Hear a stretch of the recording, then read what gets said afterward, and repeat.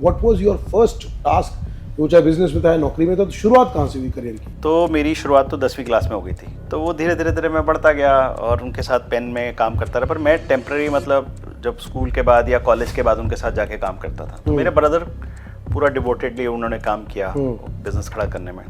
तो फिर जब मैंने कॉलेज से बाहर निकला तो मैंने उनको ज्वाइन किया दोबारा से। फिर मैंने फुल टाइम ज्वाइन किया। उसके बाद आप आए केबल टीवी के केबल के धंधे में। उसके अंदर वो शुरुआत कैसे रही, वो काम के थॉट कैसे आया कि यार पेन से पेन एक ऑल टुगेदर अलग काम, केबल टीवी का ऑल टुगेदर अलग काम, वो थॉट प्रोसेस कैसे आया? मेरी ज़िंदगी में जो मुझे अब लगता है कि मैंने हमेशा से शुरुआत कोई भी काम किया तो छोड़ने में मैंने टाइम नहीं लगाया। इन्वर्टर का आइडिया, इन्वर्टर की टेक्नोलॉजी डेवलप कैसे करना है, ये सारी थॉट प्रोसेस, ये आइडियाज, R&D ये कैसे हुआ? मेरे घर में इन्वर्टर लगा हुआ था, एक घर में बैठा था, शायद संडे का टाइम था। तो मैंने उसे बोला, भाई बता प्रॉब्लम क्या है, तुम्हारा चैलेंज क्या है इसमें, ये तुम इतना कर सकते हो? सर आपको समझ नहीं आएगा ना, उसका कहना था। शायद मेरे को हिट हो गई बात, चुप गई बात। तो खोल खाल के उसे पंगा लिया, समझा। तो ऐसे करते करते करते 2 साल के अंदर अंदर मेरा एक प्रोडक्ट बन गया। अगर मैं गलत नहीं हूँ तो मैं जितनी बार भी आपके ऑफिस आया हूँ सर, आपके गुड़गांव वाले जब शिकायत ऑफिस आता था, आपके कैबिन के बाहर, because I still remember your cabin was a huge cabin actually. वो कैबिन का और ऐसा लगता था कि भैया एक जबरदस्त हॉल है, और उसके बाहर में एक कोट लिखा होता था, अगर मैं रिकॉल करेक्ट कर पा रहा हूँ तो, are you here with a problem और you are part of the solution. Am I correct सर? जी जी, लिखा होता था ना? बिल्कुल, आपको बहुत अच्छी याद है। मुझे बिल्कुल अच्छी तरह याद है। तो मैं आपको एक अच्छी बात बताता हूँ। मैंने अपनी जो सेक्रेटरी ली, उस सेक्रेटरी को इतना ट्रेन किया हुआ था कि आधी प्रॉब्लम तो वही सॉल्व कर देते थे। और मेरी सेक्रेटरी से आगे निकल के मेरे से मिलना वाज अनदर चैलेंज। एक ट्विस्ट आया सुखा में, जब ग्राफ ऐसे से ऐसे जाने लगा। वो क्या सिचुएशन हुई कि इतना बड़ा ब्रांड बन गया, 2300 करोड़ का ब्रांड खड़ा कर दिया, एकदम ग्राफ अपसाइड अपवर्ड डाउन कैसे चला गया कि इतनी बड़ी कंपनी और एकदम रॉकेट से डाउन? दीपक जी, क्या होता है कि आदमी को अपने बारे में ज़्यादा पता नहीं होता। तो शायद मुझे भी अपने बारे में ज़्यादा पता नहीं था। तो मेरी एक्स वाइफ के साथ डाइवोर्स चालू हुआ। बनने का कारण था तो वो भी मैं था, गिरने का कारण भी मैं ही था, कोई और नहीं था। जब भी आपकी पूरे सुकाम का इंसिडेंट हुआ, कभी ऐसा मोमेंट आया कि जो अपनी टीम के सामने जाने हो आप हेजिटेट हो रहे हो, यार मैं क्या बोलूँगा कि आज कंपनी को मुझे ऐसा करना पड़ रहा है, मुझे लोग निकालने पड़ेंगे, मुझे कंपनी बंद करनी पड़ेगी? बहुत ऐसा मोमेंट आया कि जब आपने अपनी टीम को एड्रेस किया और आप इंटरनली फील करो कि आज तक मैंने एड्रेस कोई ऐसा नहीं किया? तो जो आप बात कह रहे हैं, बहुत मैं इसको करना नहीं चाहता, लेकिन आप मजबूर कर रहे हो तो मैं थोड़ा बता देता हूँ। कंपनी NCLT में गई तो मुझे पता था क्या होने वाला है, बाकी किसी को नहीं पता था। और मुझे ये बताना था कि भाई आज से मैं मालिक नहीं हूँ, ये जो RP आए हैं ये मालिक है। तो बहुत टफ था मेरे लिए और मैं उसको सोचना नहीं चाहता। But yes, you are right. चाय के साथ दिल की बात in association with PNB kitchen mate, prime and best. एक बार इलॉन मस्क से किसी ने इंटरव्यू के दौरान ये पूछा कि सर आप 4 बार बैंकरप्ट हुए, आपने इतना पैसा कमाया, इतना बड़ा एम्पायर बनाया, आज इलॉन मस्क को पूरी दुनिया जानती है, और इसलिए जानती है कि इलॉन मस्क ने जो काम किया, जिस तरह के कंपनीज बनाई है, जो इन्वेंशंस किए, और दुनिया का सबसे रिचेस्ट आदमी। लेकिन हर आदमी की ज़िंदगी में कभी ना कभी ऐसी सिचुएशन ज़रूर आती है कि एक बार वो ज़िंदगी में अपनी ऊंचाइयों पर पहुंचता है तो कभी ना कभी उसको नीचे का रुख भी करना पड़ता है, and he has to come downwards also. लेकिन इंपॉर्टेंट ये है कि नीचे गिरने के बाद कितनी ताकत के साथ और कितनी ऊर्जा के साथ आप दोबारा उठते हो, और क्या आप उतनी ज़ील के साथ दोबारा ऊंचा बनना चाहते हो और ऊंचाई पर चढ़ना चाहते हो? तो यही सवाल उस इंटरव्यू ने किया था इलॉन मस्क से कि जी आपने इतना पैसा कमाया, आप बैंकरप्ट हो गए, आपको दुख नहीं हुआ? तो आप सुनिएगा इलॉन मस्क ने क्या कहा। इलॉन मस्क ने कहा कि यार मैं आपका सवाल नहीं समझा। तो उन्होंने कहा सर मेरा सवाल ये है कि आपने इतना पैसा कमाया, बैंकरप्ट हो गए, और एक बार नहीं 4 बार बैंकरप्ट हुए आप, तो आपको दुख नहीं हुआ कि पैसा कमाने के बाद इतनी मेहनत, इतने साल लगे होंगे, बर्बाद हो गया सब कुछ? तो कहता चलिए मुझे एक चीज़ बताइए कि ये पैसा कमाया किसने था? तो उन्होंने कहा सर आपने पैसा कमाया था। तो कहा जब पैसा कमाया मैंने था और अगर मैंने ही गवा दिया तो दुख किस बात का? तो आप कम से कम ये बात तो मानोगे कि मुझे पैसा कमाने का रास्ता पता है और कामयाब होने का रास्ता पता है कि ऊंचाई तक पहुंचा कैसे जाता है। तो अगर मैं नीचे आ भी गया हूं तो फिर से रास्ता बना लूंगा, क्योंकि मुझे ऊंचा जाने का रास्ता भी पता है। तो इसलिए कहते हैं कि एक बड़ी सेइंग है कि जो आदमी सिर्फ लिफ्ट से ट्रैवल करता है, उसने कभी सीढ़ियों का रास्ता नहीं देखा और सीढ़ियों के रास्ते से कभी ऊपर नहीं गया, तो वो ये जानता नहीं कि अगर लिफ्ट खराब होगी तो ऊपर कैसे पहुंचना है। लेकिन जिस आदमी ने सीढ़ियों के रास्ते से मंजिल तक का, छत का रास्ता तय किया हो, तो उसे पता है लिफ्ट चले ना चले, वो अपने दम पर, अपने मेहनत और जुनून के दम पर सीढ़ियां चढ़कर फिर टॉप पे पहुंच जाएगा। एक ऐसी ही कहानी जिसने हिंदुस्तान के अंदर बहुत कुछ रीराइट किया, एक इंडस्ट्री को रीराइट किया, एक इंडस्ट्री का जन्म हुआ इस हिंदुस्तान के अंदर। एक समय में इन्हें इन्वर्टर मैन ऑफ इंडिया कहा गया। इसलिए कहा गया क्योंकि इन्वर्टर एक ऐसी टेक्नोलॉजी थी जो शायद उन घरों में उजाला दे रही थी जो लाइट जाने के बाद शायद घंटों तक इस इंतजार में बैठते थे कि कब लाइट आएगी और अपने दिन के काम करेंगे या घर के रूटीन के काम करेंगे। उनको जिंदगी के नए मायने दिए और इसी इन्वर्टर मैन ने दिए जिन्होंने इस पूरी टेक्नोलॉजी को रीवैम्प कर दिया। और रीवैम्प करने के लिए सबसे कमाल की बात यह थी कि वो इस इंडस्ट्री के नहीं थे। उनको एबीसीडी भी नहीं पता थी कि इन्वर्टर की टेक्नोलॉजी काम कैसे करती है। तो आप समझिए कि ये वो आदमी है जिसने पेन बेचने से अपनी जिंदगी का सफर शुरू किया, मात्र 10,000 रुपए से। 10,000 रुपए की सेविंग लगाई, पेन बेचने से जिस आदमी ने धंधा शुरू किया और 2300 करोड़ रुपए की अपनी कंपनी खड़ी कर दी। लेकिन वही बात कि जिंदगी में एक बार आदमी के कभी ना कभी अगर चढ़ाव आया तो उतार भी आएगा।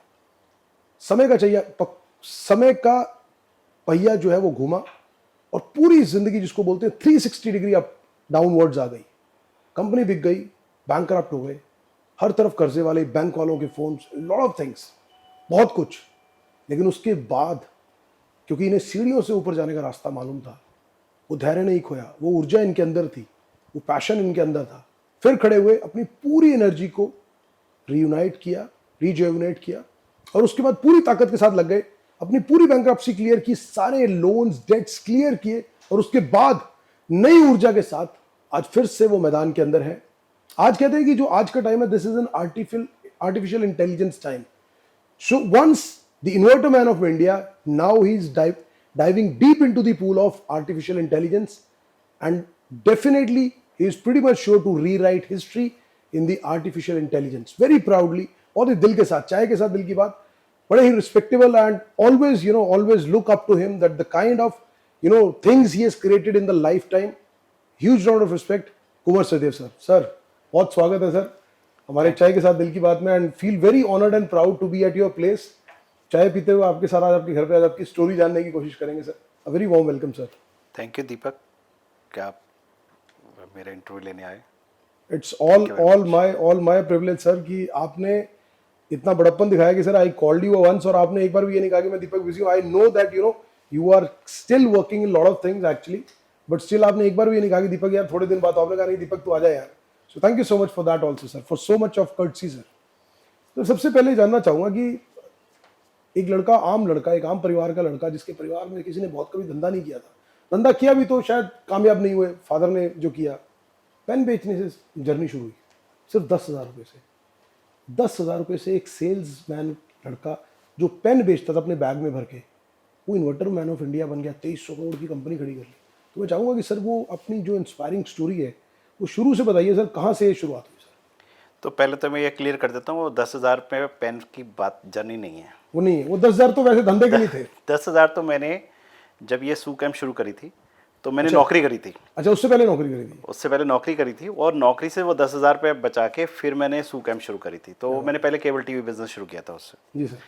तो मैं अपनी ओरिजिनल स्टोरी पे आता हूँ। वैसे बहुत जगह मैं बोल चुका हूँ अपनी स्टोरी, तो नहीं बट हम जानना भी चाहेंगे सर अब हमारे कि भाई जैसे एक नॉर्मल परिवार है, उस परिवार में मैं जमा पला और स्कूल में ऐसा कुछ नहीं था। दिल्ली बेस्ड रहे सर शुरू से? जी, शुरू से दिल्ली बेस्ड। मेरे फादर रेलवेज में काम करते थे तो उनको रेलवे क्वार्टर मिला हुआ था। जी सर। और वहाँ से फिर वो पंजाबी बाग आगे बिजनेस करने के लिए, तो फिर पंजाबी बाग में ही मेरी ज़्यादातर की जो जर्नी है, मतलब चाइल्डहुड और उस यूथ वाली सारी जर्नी मेरी पंजाबी बाग। माशाल्लाह सर, अभी भी मैं यूथ कह रहा हूँ सर, यूथ ही है। तो मुझे लगता है कि जो मेरा बचपन था वो जैसे स्ट्रगल तो नहीं कह सकते क्योंकि देखा ही वो था तो कुछ और पता ही नहीं था। तो नॉर्मल बचपन अपना जैसे आम मिडिल क्लास परिवारों जैसे आम मिडिल क्लास के बच्चे होते हैं वैसे। और थोड़ी स्ट्रगलिंग भी थी कि कोई फाइनेंशियल थोड़ी स्ट्रगल थी, तो कोई भी चीज़ इतनी आसानी से हम खरीद नहीं सकते थे घर में। और गवर्नमेंट स्कूल में पढ़ा, तो गवर्नमेंट स्कूल में आपको पता है कैसे पढ़ाई होती है, मार पिटाई करके पढ़ाई होती है। तो उससे निकले। और पर मेरे को लाइफ में शायद शुरू से मुझे कुछ था करने का कि भाई मैं कुछ करके दिखाऊंगा, मुझे कुछ बनना है। क्या बनना है ये मुझे मालूम नहीं था, पर ये था कि मुझे कुछ बनना है। तो वो विचार मेरे साथ हमेशा रहा और उस विचार ने काफ़ी हेल्प करी मेरी आगे ले जाने में।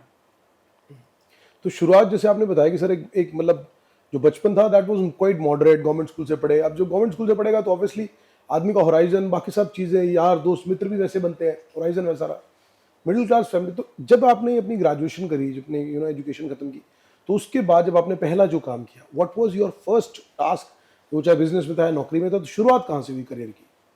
सो मेरी शुरुआत करियर की तो 10वीं क्लास में हो गई थी, क्योंकि मेरे बड़े ब्रदर ने पेन बेचने शुरू करे। जी सर। साइकिल पे जाके वो डीलरों को जितनी भी जो से स्टेशनरी की शॉप्स होती हैं वहाँ जाके पेन बेचते थे। ओके। तो मैंने 10वीं में उनके साथ जाना शुरू कर दिया था।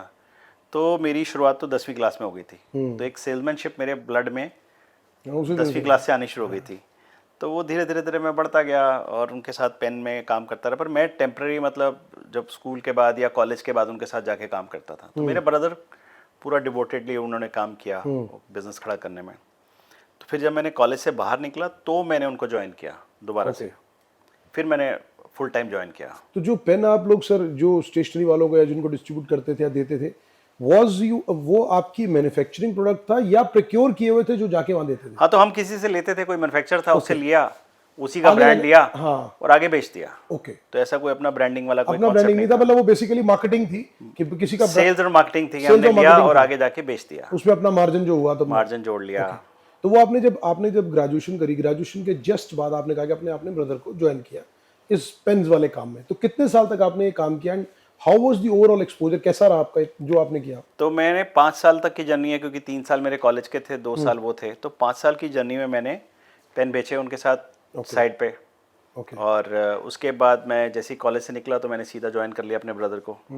और ब्रदर के साथ भी मेरे ख्याल से मैंने 1 साल ही काम किया पे दुकान पे। हमारी नई सड़क में दुकान बन गई थी और फिर मेरे को सुबह से जाना होता था दुकान पे।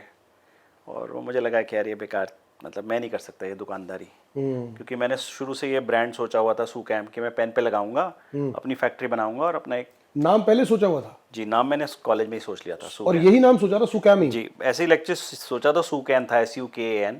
सूकैन या एंड मतलब सूकैन किस थॉट प्रोसेस क्या था इसके पीछे? तो मेरी एक गर्लफ्रेंड थी कॉलेज में, पहली किसी लड़की से दोस्ती हुई थी। तो सू से नाम होगा ना कुछ? तो सू उनका नाम था, फिर के से मेरा था, AN से हमने कुछ और सोचा था। लेकिन जब मैंने केबल टीवी में जब पेन लाइन का बिजनेस कर रहा था, वो तो मैं सक्सेस नहीं कर पाया, क्योंकि मेरा ब्रदर और मेरे फादर उसमें नहीं थे, थॉट में कि भाई हम कोई फैक्ट्रियाँ लगाएं, ब्रांड क्रिएट करें, या बड़ा ब्रांड करें इसको। तो मैं जब अपने केबल टीवी के बिजनेस में गया तो मैंने करा। और जब मैंने उसको बोला कि भाई ये सूकैन का बना के ले आया, तो जो बना के लाया उसने सूकैम लिख के ले आया, एम लिख के ले आया। एम लिख के ले आया। तो मैंने कहा यार ये 250 रुपये और लेगा, छोड़ यार, इसी को चलने दे, इसी को चलने ये थोड़ी पता था कि वो पूरा रेवोल्यूशनाइज कर देगा यही नाम इंडस्ट्री वो तो किसी को भी नहीं पता होता। तो ऐसे सुकैन का जो आइडियोलॉजी आई, हाँ, तो उसके बाद फिर धीरे धीरे मतलब ब्रांड बड़ा होता गया।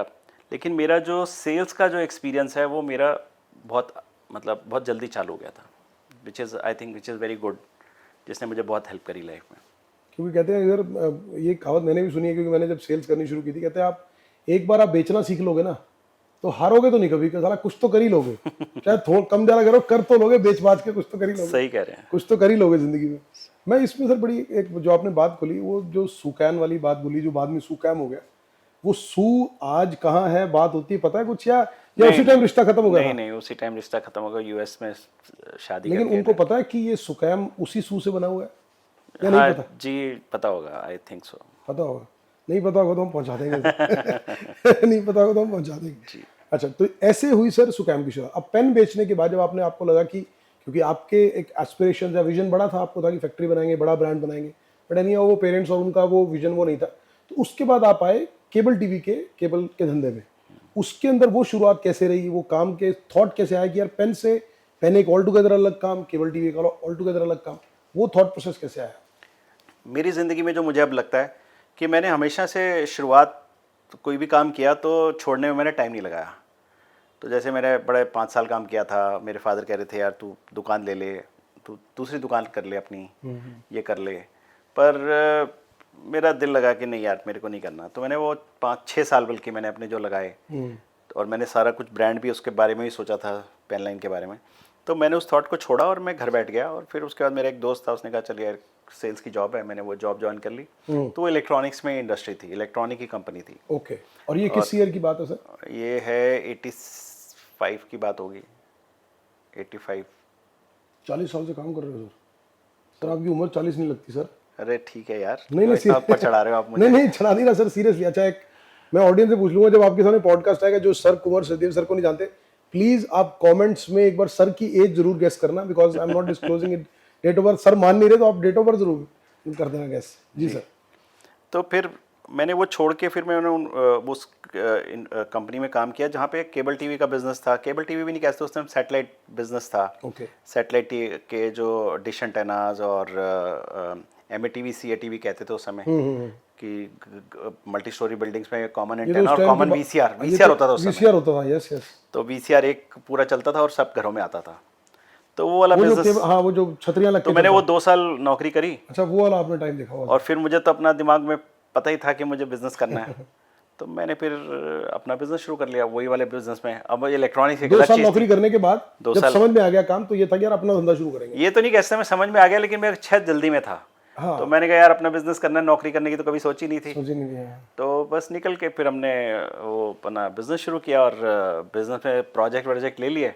और फिर चैलेंज में फंस गए कि भाई अब करें कैसे एग्जीक्यूट, क्योंकि प्रोजेक्ट तो लेना आसान था क्योंकि मैं सेल्समैन था, लेकिन उसको डिलीवर भी तो करना है। डिलीवर करना है। और मेरे को इलेक्ट्रॉनिक्स की कोई नॉलेज नहीं थी, और जिस कंपनी में मैंने काम किया था उसमें मेरा कोई टेक्निकल एक्सपीरियंस तो था नहीं, सेल्स का ही था। सेल्स का एक्सपीरियंस था। हाँ, तो टेक गाय या तो कोई टेक गाय हो बंदा साथ में। मैंने बड़ी कोशिश करी, लोगों को लाया करा, मतलब फिर धीरे धीरे वो मुझे लगता है मैं सीखता चला गया चैलेंजेस के साथ। और फिर एक टाइम ऐसा आया कि मुझे केबल टीवी की इंडस्ट्री में ही बहुत नॉलेज हो गई। मुझे उसके जो टेस्टिंग इक्विपमेंट थे, कौन से टेस्टिंग इक्विपमेंट कैसे चलाने हैं, और लोगों ने मेरे को बहुत जिसे कहते हैं सिखाया।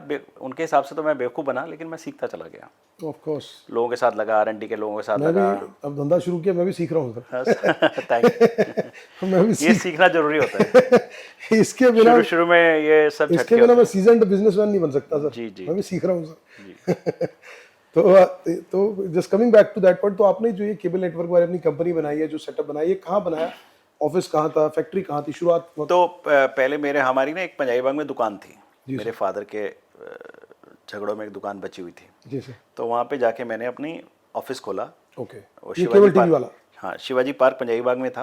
ओके। उसमें खोला, और फिर हमारे घर पे पंजाबी बाग घर पे छत होती थी, उस पर फैक्ट्री लगा दी। अच्छा छत पे? अरे वाह। हाँ, तो छत खाली थी। मेरे फादर ने कहा चल बिजनेसमैन माइंड तो यहीं से घर के ऊपर ही लगा। और कुछ इतना ऑप्शन नहीं होता था कि आप किसके किराए पे लोगे, ये कहाँ लोगे, धंधा लोगे भी तो कमाई नहीं हो रही। तो कमाई नहीं हो रही, तो इतना कैसे कर सकते हैं। सही बात है। तो वहाँ से वो फैक्ट्री चालू करी, और ऑफिस मैंने उनका वो बना लिया, और वहाँ से चालू हुआ। मैं देखूंगा अगर कोई फोटो की तो आपको दिखाऊंगा। Please sir. जी सर। तो वहाँ से चालू किया। वहाँ पे पहले 2 लोग रखे, फिर 3, फिर 4, ऐसे कर करके वो संख्या बढ़ती गई। तो केबल टीवी बिजनेस भी मेरा अच्छा बिजनेस खड़ा हो गया था, ब्रांड भी खड़ा हो गया हमारा। उसके बाद केबल टीवी का बिजनेस चालू हो गया, घरों घरों में केबल टीवी लगना शुरू हो गया। उस टाइम तो टाइम ही केबल ही था, ओनली केबल। फिर मेरा भी अच्छा, मेरे को मौका मिल गया, एक्सपीरियंस था, नॉलेज थी। बिल्कुल। फैक्ट्री बड़ी होती चली गई, लोग जुड़ते गए। तो उस टाइम पे मेरे पास 100 से ऊपर लोग काम कर रहे थे जब मैं केबल टीवी में काम कर रहा था। तो आपने जो केबल टीवी है, क्योंकि सब उस टाइम पे मेरे ख्याल से डिश वो लगते डिश एंटेना और सेट टॉप बॉक्स लगते थे केबल के, तो आपने अपना ब्रांड बनाया था, और you making things and giving to the other? नहीं, मैंने शुरू से अपना ब्रांड बनाया और अपना ही बेचा। मैंने किसी का OEM किया ही नहीं। वो किस नाम से था जो? वो भी सुकैम के नाम से। अच्छा, वो भी सुकैम के नाम से? सुकैम का पहला ब्रांड ही मेरा इन्वर्टर उससे चालू हुआ, केबल टीवी से। केबल टीवी का जो आपने तो मैंने एम्पलीफायर्स बनाए, सैटेलाइट रिसीवर्स बनाए, ओके, और tap of splitters, dish antennas बनाए। ओके। तो कुछ ना कुछ बनाते चले गए और बढ़ाते चले गए अपनी रेंज काम करने। फिर हमने सिस्टम भी लगाए लोगों के, 5 चैनल, 10 चैनल, 20 चैनल, ऐसे चैनल बढ़ते चले गए। ओके। तो but everything is made in India type हमने बनाई, और उसी में मेरे को R&D का चस्का चालू हुआ। लोगों को मेक इन इंडिया आज पता लगा होगा, लेकिन आपने 90s से शुरू कर दिया था। क्योंकि वो मजा आ रहा था ना, कि कुछ चीज बना रहे थे जो किसी ने नहीं बनाई थी, और वो बनाया। अच्छा, सबसे बड़ी बात है कि वो इंडस्ट्री उस टाइम बूम पे है। वो इंडस्ट्री बूम पे थी, तो जिंदगी का हिस्सा बन गया था। इंडस्ट्री बूम पे थी, और हम बहुत ज्यादा प्लेयर थे नहीं। एक कैटविजन था, एक श्याम था, yes yes, very true, very. मैं था, और एक और कोई 2-3 लोग थे। तो कोई बहुत ज्यादा लोग थे नहीं। लोग भी नहीं थे, सही बात है। कंपटीशन भी नहीं था, और डिमांड बढ़ती जा रही थी। तो डिमांड बढ़ती मतलब मैं इवन वेस्ट बंगाल में और मतलब काफी स्टेटों में भी काम किया उस समय केबल टीवी के अंदर। Very nice. तो ये केबल टीवी वाला जो था, ये कितने टाइम आपने टोटल, मतलब कितने? तो आप ये समझिए, मैंने उसको शुरू किया था 88 में। ओके। 88 से 2000 तक मैं केबल टीवी में रहा, और 98 में मैंने इन्वर्टर बनाना शुरू करा था। तो 98 का जो इन्वर्टर बनाना शुरू किया था उसको 2 साल लग गए, जब मुझे समझ आया कि अब ये चल जाएगा। मतलब पूरा अब मतलब आपको जब लगा अपन ट्राई टेस्टेड उसका सब कुछ करने के बाद प्रोज मुझे- एंड कॉन्स के बाद आपको समझ आया कि भाई अब ये मैं बेच सकता हूँ, चला सकता हूँ। हाँ, अब इसका नंबर गेम हो सकता है। तो 2000 में मैंने केबल टीवी का बिजनेस बंद कर दिया, और लेकिन अपनी चलता हुआ बिजनेस था। चलता हुआ बंद कर दिया। चलता हुआ आपने बिजनेस ये था। नहीं मेरे एम्प्लॉइज, मेरे यार दोस्त सब इसके अगेंस्ट थे कि यार क्या है, चलता हुआ बिजनेस है, इतना अच्छा टर्नओवर हो रहा है, सब कुछ हो रहा है। पर मैंने कहा नहीं, मतलब ये मजे वाला बिजनेस तो है। आपके मन में ये नहीं आया कि यार मैं किसी को टेक ओवर करा दूं, मैं मतलब किसी को वो दे दूं सारा? तो मैंने कोशिश करी, लेकिन ऐसा कोई कोई मतलब उस टाइम पे ऐसा नहीं होता था कि कोई कंपनी किसी ने टेक ओवर कर ली, कुछ कर लिया, कोई ऐसा ऐसा होता नहीं सिस्टम, था। हाँ ऐसा नहीं था। तो मैंने एक अपने डिस्ट्रीब्यूटर था मेरा कलकत्ता का, उसको मैंने सामान वामान दे दिया, ये कर दिया, लेकिन वो कुछ कर नहीं पाया। मैन्युफैक्चरिंग अपने में एक बहुत बड़ा चैलेंज है। Yes yes yes. तो 98 में जैसे अब आप केबल टीवी का काम कर रहे हो, केबल की नॉलेज हो गई, एम्पलीफायर्स बना रहे हो, बहुत सारी चीज़ें उससे रिलेटेड आपने इक्विपमेंट्स बना दी, वास्ट बना दिए। अब इन्वर्टर आपने 98 में बनाया, लेकिन इन्वर्टर की तो आपको एबीसीडी भी नहीं पता थी। जी। तो इन्वर्टर का आइडिया, इन्वर्टर की टेक्नोलॉजी डेवलप कैसे करना है, ये सारी थॉट प्रोसेस, ये आइडियाज, R&D, ये कैसे हुआ? तो जैसे मैं अच्छा अपना केबल टीवी में काम कर रहा था, तो केबल टीवी में खूब R&D करता था। मैंने वहाँ पे एक स्पेक्ट्रम एनालाइजर लिया, और एक नहीं 3 स्पेक्ट्रम एनालाइजर लिए, और एक स्पेक्ट्रम एनालाइजर 20 लाख रुपए का था। उस समय 20 लाख रुपए में घर आता था। यस। ठीक है, तो 20 lakh was a huge amount. मेरी वाइफ कहती रहती थी घर लेना घर लेना, मैंने उसको बताया ही नहीं। मैंने 20 लाख का एक स्पेक्ट्रम एनालाइजर लिया, और वो भी मेरे ख्याल से मैंने लिया होगा 96 के अंदर या 95 के अंदर। ओके। ठीक है, तो मेरे को R&D समझ आ चुकी थी, मैं चीज़ों में घुसता था। केबल टीवी के अंदर PCB कैसे डिज़ाइन होना है, चीज़ें कैसे वो होनी है, तो नॉलेज तो आ चुकी थी। मैं अभी इलेक्ट्रॉनिक्स से नया नहीं रहा था, लेकिन वो RF की इंडस्ट्री थी। और ये जो इन्वर्टर था वो ऐसा था, मेरे घर में इन्वर्टर लगा हुआ था एक, तो कोई आता था बार बार, उसको कभी बैटरी ले जा रहा है, कभी इन्वर्टर ले जा रहा है, कभी ना कभी फॉल्ट आ रहा है तो ले फॉल्ट आ रहा है, परेशानी है। तो मैंने उसको एक दिन ऐसी, मैं घर में बैठा था, शायद संडे का टाइम था, तो मैंने उसे बोला भाई बता भाई प्रॉब्लम क्या है, तुम्हारा चैलेंज क्या है इसमें, ये तुम इतना करते हो? सर आपको समझ नहीं आएगा। तो बस इतना उसका कहना था, शायद मेरे को हिट हो गई बात, चुप गई बात। तो अगले दिन मैं वो इन्वर्टर उठा के ले गया अपनी फैक्ट्री, खोल के देखा तो पता लगा ये तो सब जंगल ऑफ वायर्स है, इससे तो कभी चल ही नहीं सकता। हमारे प्रोडक्ट बहुत सोफिस्टिकेटेड थे कंपेयर टू दैट। जो हम प्रोडक्ट बना रहे थे, हम डबल साइडेड बोर्ड बना रहे हैं, PTH बोर्ड बना रहे हैं, उनका तो कुछ था ही नहीं। गंदा बोर्ड, गंदे कनेक्टर ही नहीं थे, सब मतलब जंगल ऑफ वायर। चालू काम था। फिर मैंने उस पर रिसर्च मारी तो मुझे पता लगा ये सारे तो कलकत्ता से बन के आते हैं, बोर्ड कलकत्ता से आते हैं, यहाँ पे लोग बस असेंबल करते हैं और बेचते और हैं। अपना नाम लगा के भेज देते हैं या वैसे भेज नहीं, वो असेंबल करते थे, उसमें कुछ चीज़ें अपनी लगाते थे, कुछ बोर्ड वहाँ से आते थे। तो फिर मैंने रिसर्च करी, अपने दोस्त यारों से चेक करा, तो मेरे को पता लगा कि इन्वर्टर में RV एक रिक्रिएशन व्हीकल्स होते हैं, उसमें इन्वर्टर लगते हैं। ओके। जो गाड़ियाँ चलती हैं उनकी वहाँ पे यूरोप में, US में, तो उसके अंदर एक इन्वर्टर लगा रहता है, जिससे वो गाड़ी की बैटरी से आप सारे टीवी और फ्रिज वगैरह चलाते हैं। तो मैंने वो इन्वर्टर मंगाए, फिर दुनिया में देखा, क्योंकि जितना डेवलप्ड वर्ल्ड था उसमें कहीं इन्वर्टर का कोई कॉन्सेप्ट था नहीं। ठीक है, और जो डेवलपिंग कंट्री थे उनमें सब में जनरेटर चलते थे। तो खोल खाल के उसे पंगा लिया, समझा, फिर एक मॉसफेट टेक्नोलॉजी थी, उस पर काम किया।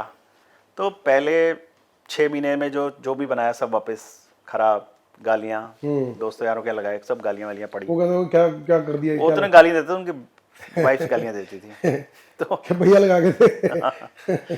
तो ऐसे करते करते करते 2 साल के अंदर अंदर मेरा एक प्रोडक्ट बन गया, जिसका मुझे समझ आ गया कि भाई ये तो दुनिया को, और बहुत ही मतलब एक तरह से बहुत छोटा प्रोडक्ट बना, सोफिस्टिकेटेड था। बड़े सबसे पहले जो इनिशियली, क्योंकि लुक्स भी हमने बहुत अच्छी बनाई, कॉम्पैक्ट सा, और ऐसा लगता है छोटा VCR टाइप हो, बड़ा कॉम्पैक्ट काम करता है। तो मैंने फिर उसको करा, फिर उसके बाद मैंने ब्लैक इन्वर्टर बनाया। मैं हमेशा जो रुख था, मैं हमेशा उससे उल्टा ही चला। लोग कहते थे ब्लैक तो कभी चल ही नहीं सकता हिंदुस्तान में, ब्लैक तो अशुभ है। मैंने ब्लैक इन्वर्टर बनाए, फिर इन्वर्टर के कुछ ना कुछ चेंज, पहले कभी LCD था, उसमें LCD लेके आए, फिर माइक्रो कंट्रोलर करा, फिर DSP करा, फिर बड़े इन्वर्टर बनाए, फिर ऑनलाइन UPS बनाया, फिर सोलर इन्वर्टर बनाए, फिर सोलर तो ऐसे वो जीवन चलता ही गया और मैं बढ़ता ही गया आगे। बैटरियाँ बनाई, लेड एसिड बैटरी से कोई अपना नाता नहीं था, बहुत बड़ी फैक्ट्री लगा डाली। तो ऐसे कर करके मैं चलता ही गया, और मुझे भी नहीं पता लगा ज़िंदगी कैसे निकल गई। फैक्ट्रियाँ बनाई, आप मानेंगे नहीं, एक एक फैक्ट्री मेरी 0 से चालू हुई। जगह ली, वहाँ पे फैक्ट्री कंस्ट्रक्ट करी। मैं फैक्ट्रियाँ देखने जाया करता था कि यार रात को जाके चेक करता था, यार ये काम हो रहा है नहीं हो रहा। तो मुझे इतनी अच्छी नॉलेज आई, इतनी अच्छी नॉलेज आई, अब मैं बताऊँ इतनी बिल्डिंगें मैंने अपनी लाइफ में कंस्ट्रक्ट करी हैं, बड़ी बड़ी। तो मेरे को आजकल बिल्डिंग की नॉलेज बहुत अच्छी है कि बिल्डिंग में क्या क्या चीज़ें इंपॉर्टेंट होती हैं। तो आर्किटेक्ट का कैसे कॉन्सेप्ट है या बिल्डर कैसे काम करता है, तो मुझे लगता है कि मतलब थ्रू एंड थ्रू मैंने बहुत सीखा लाइफ में।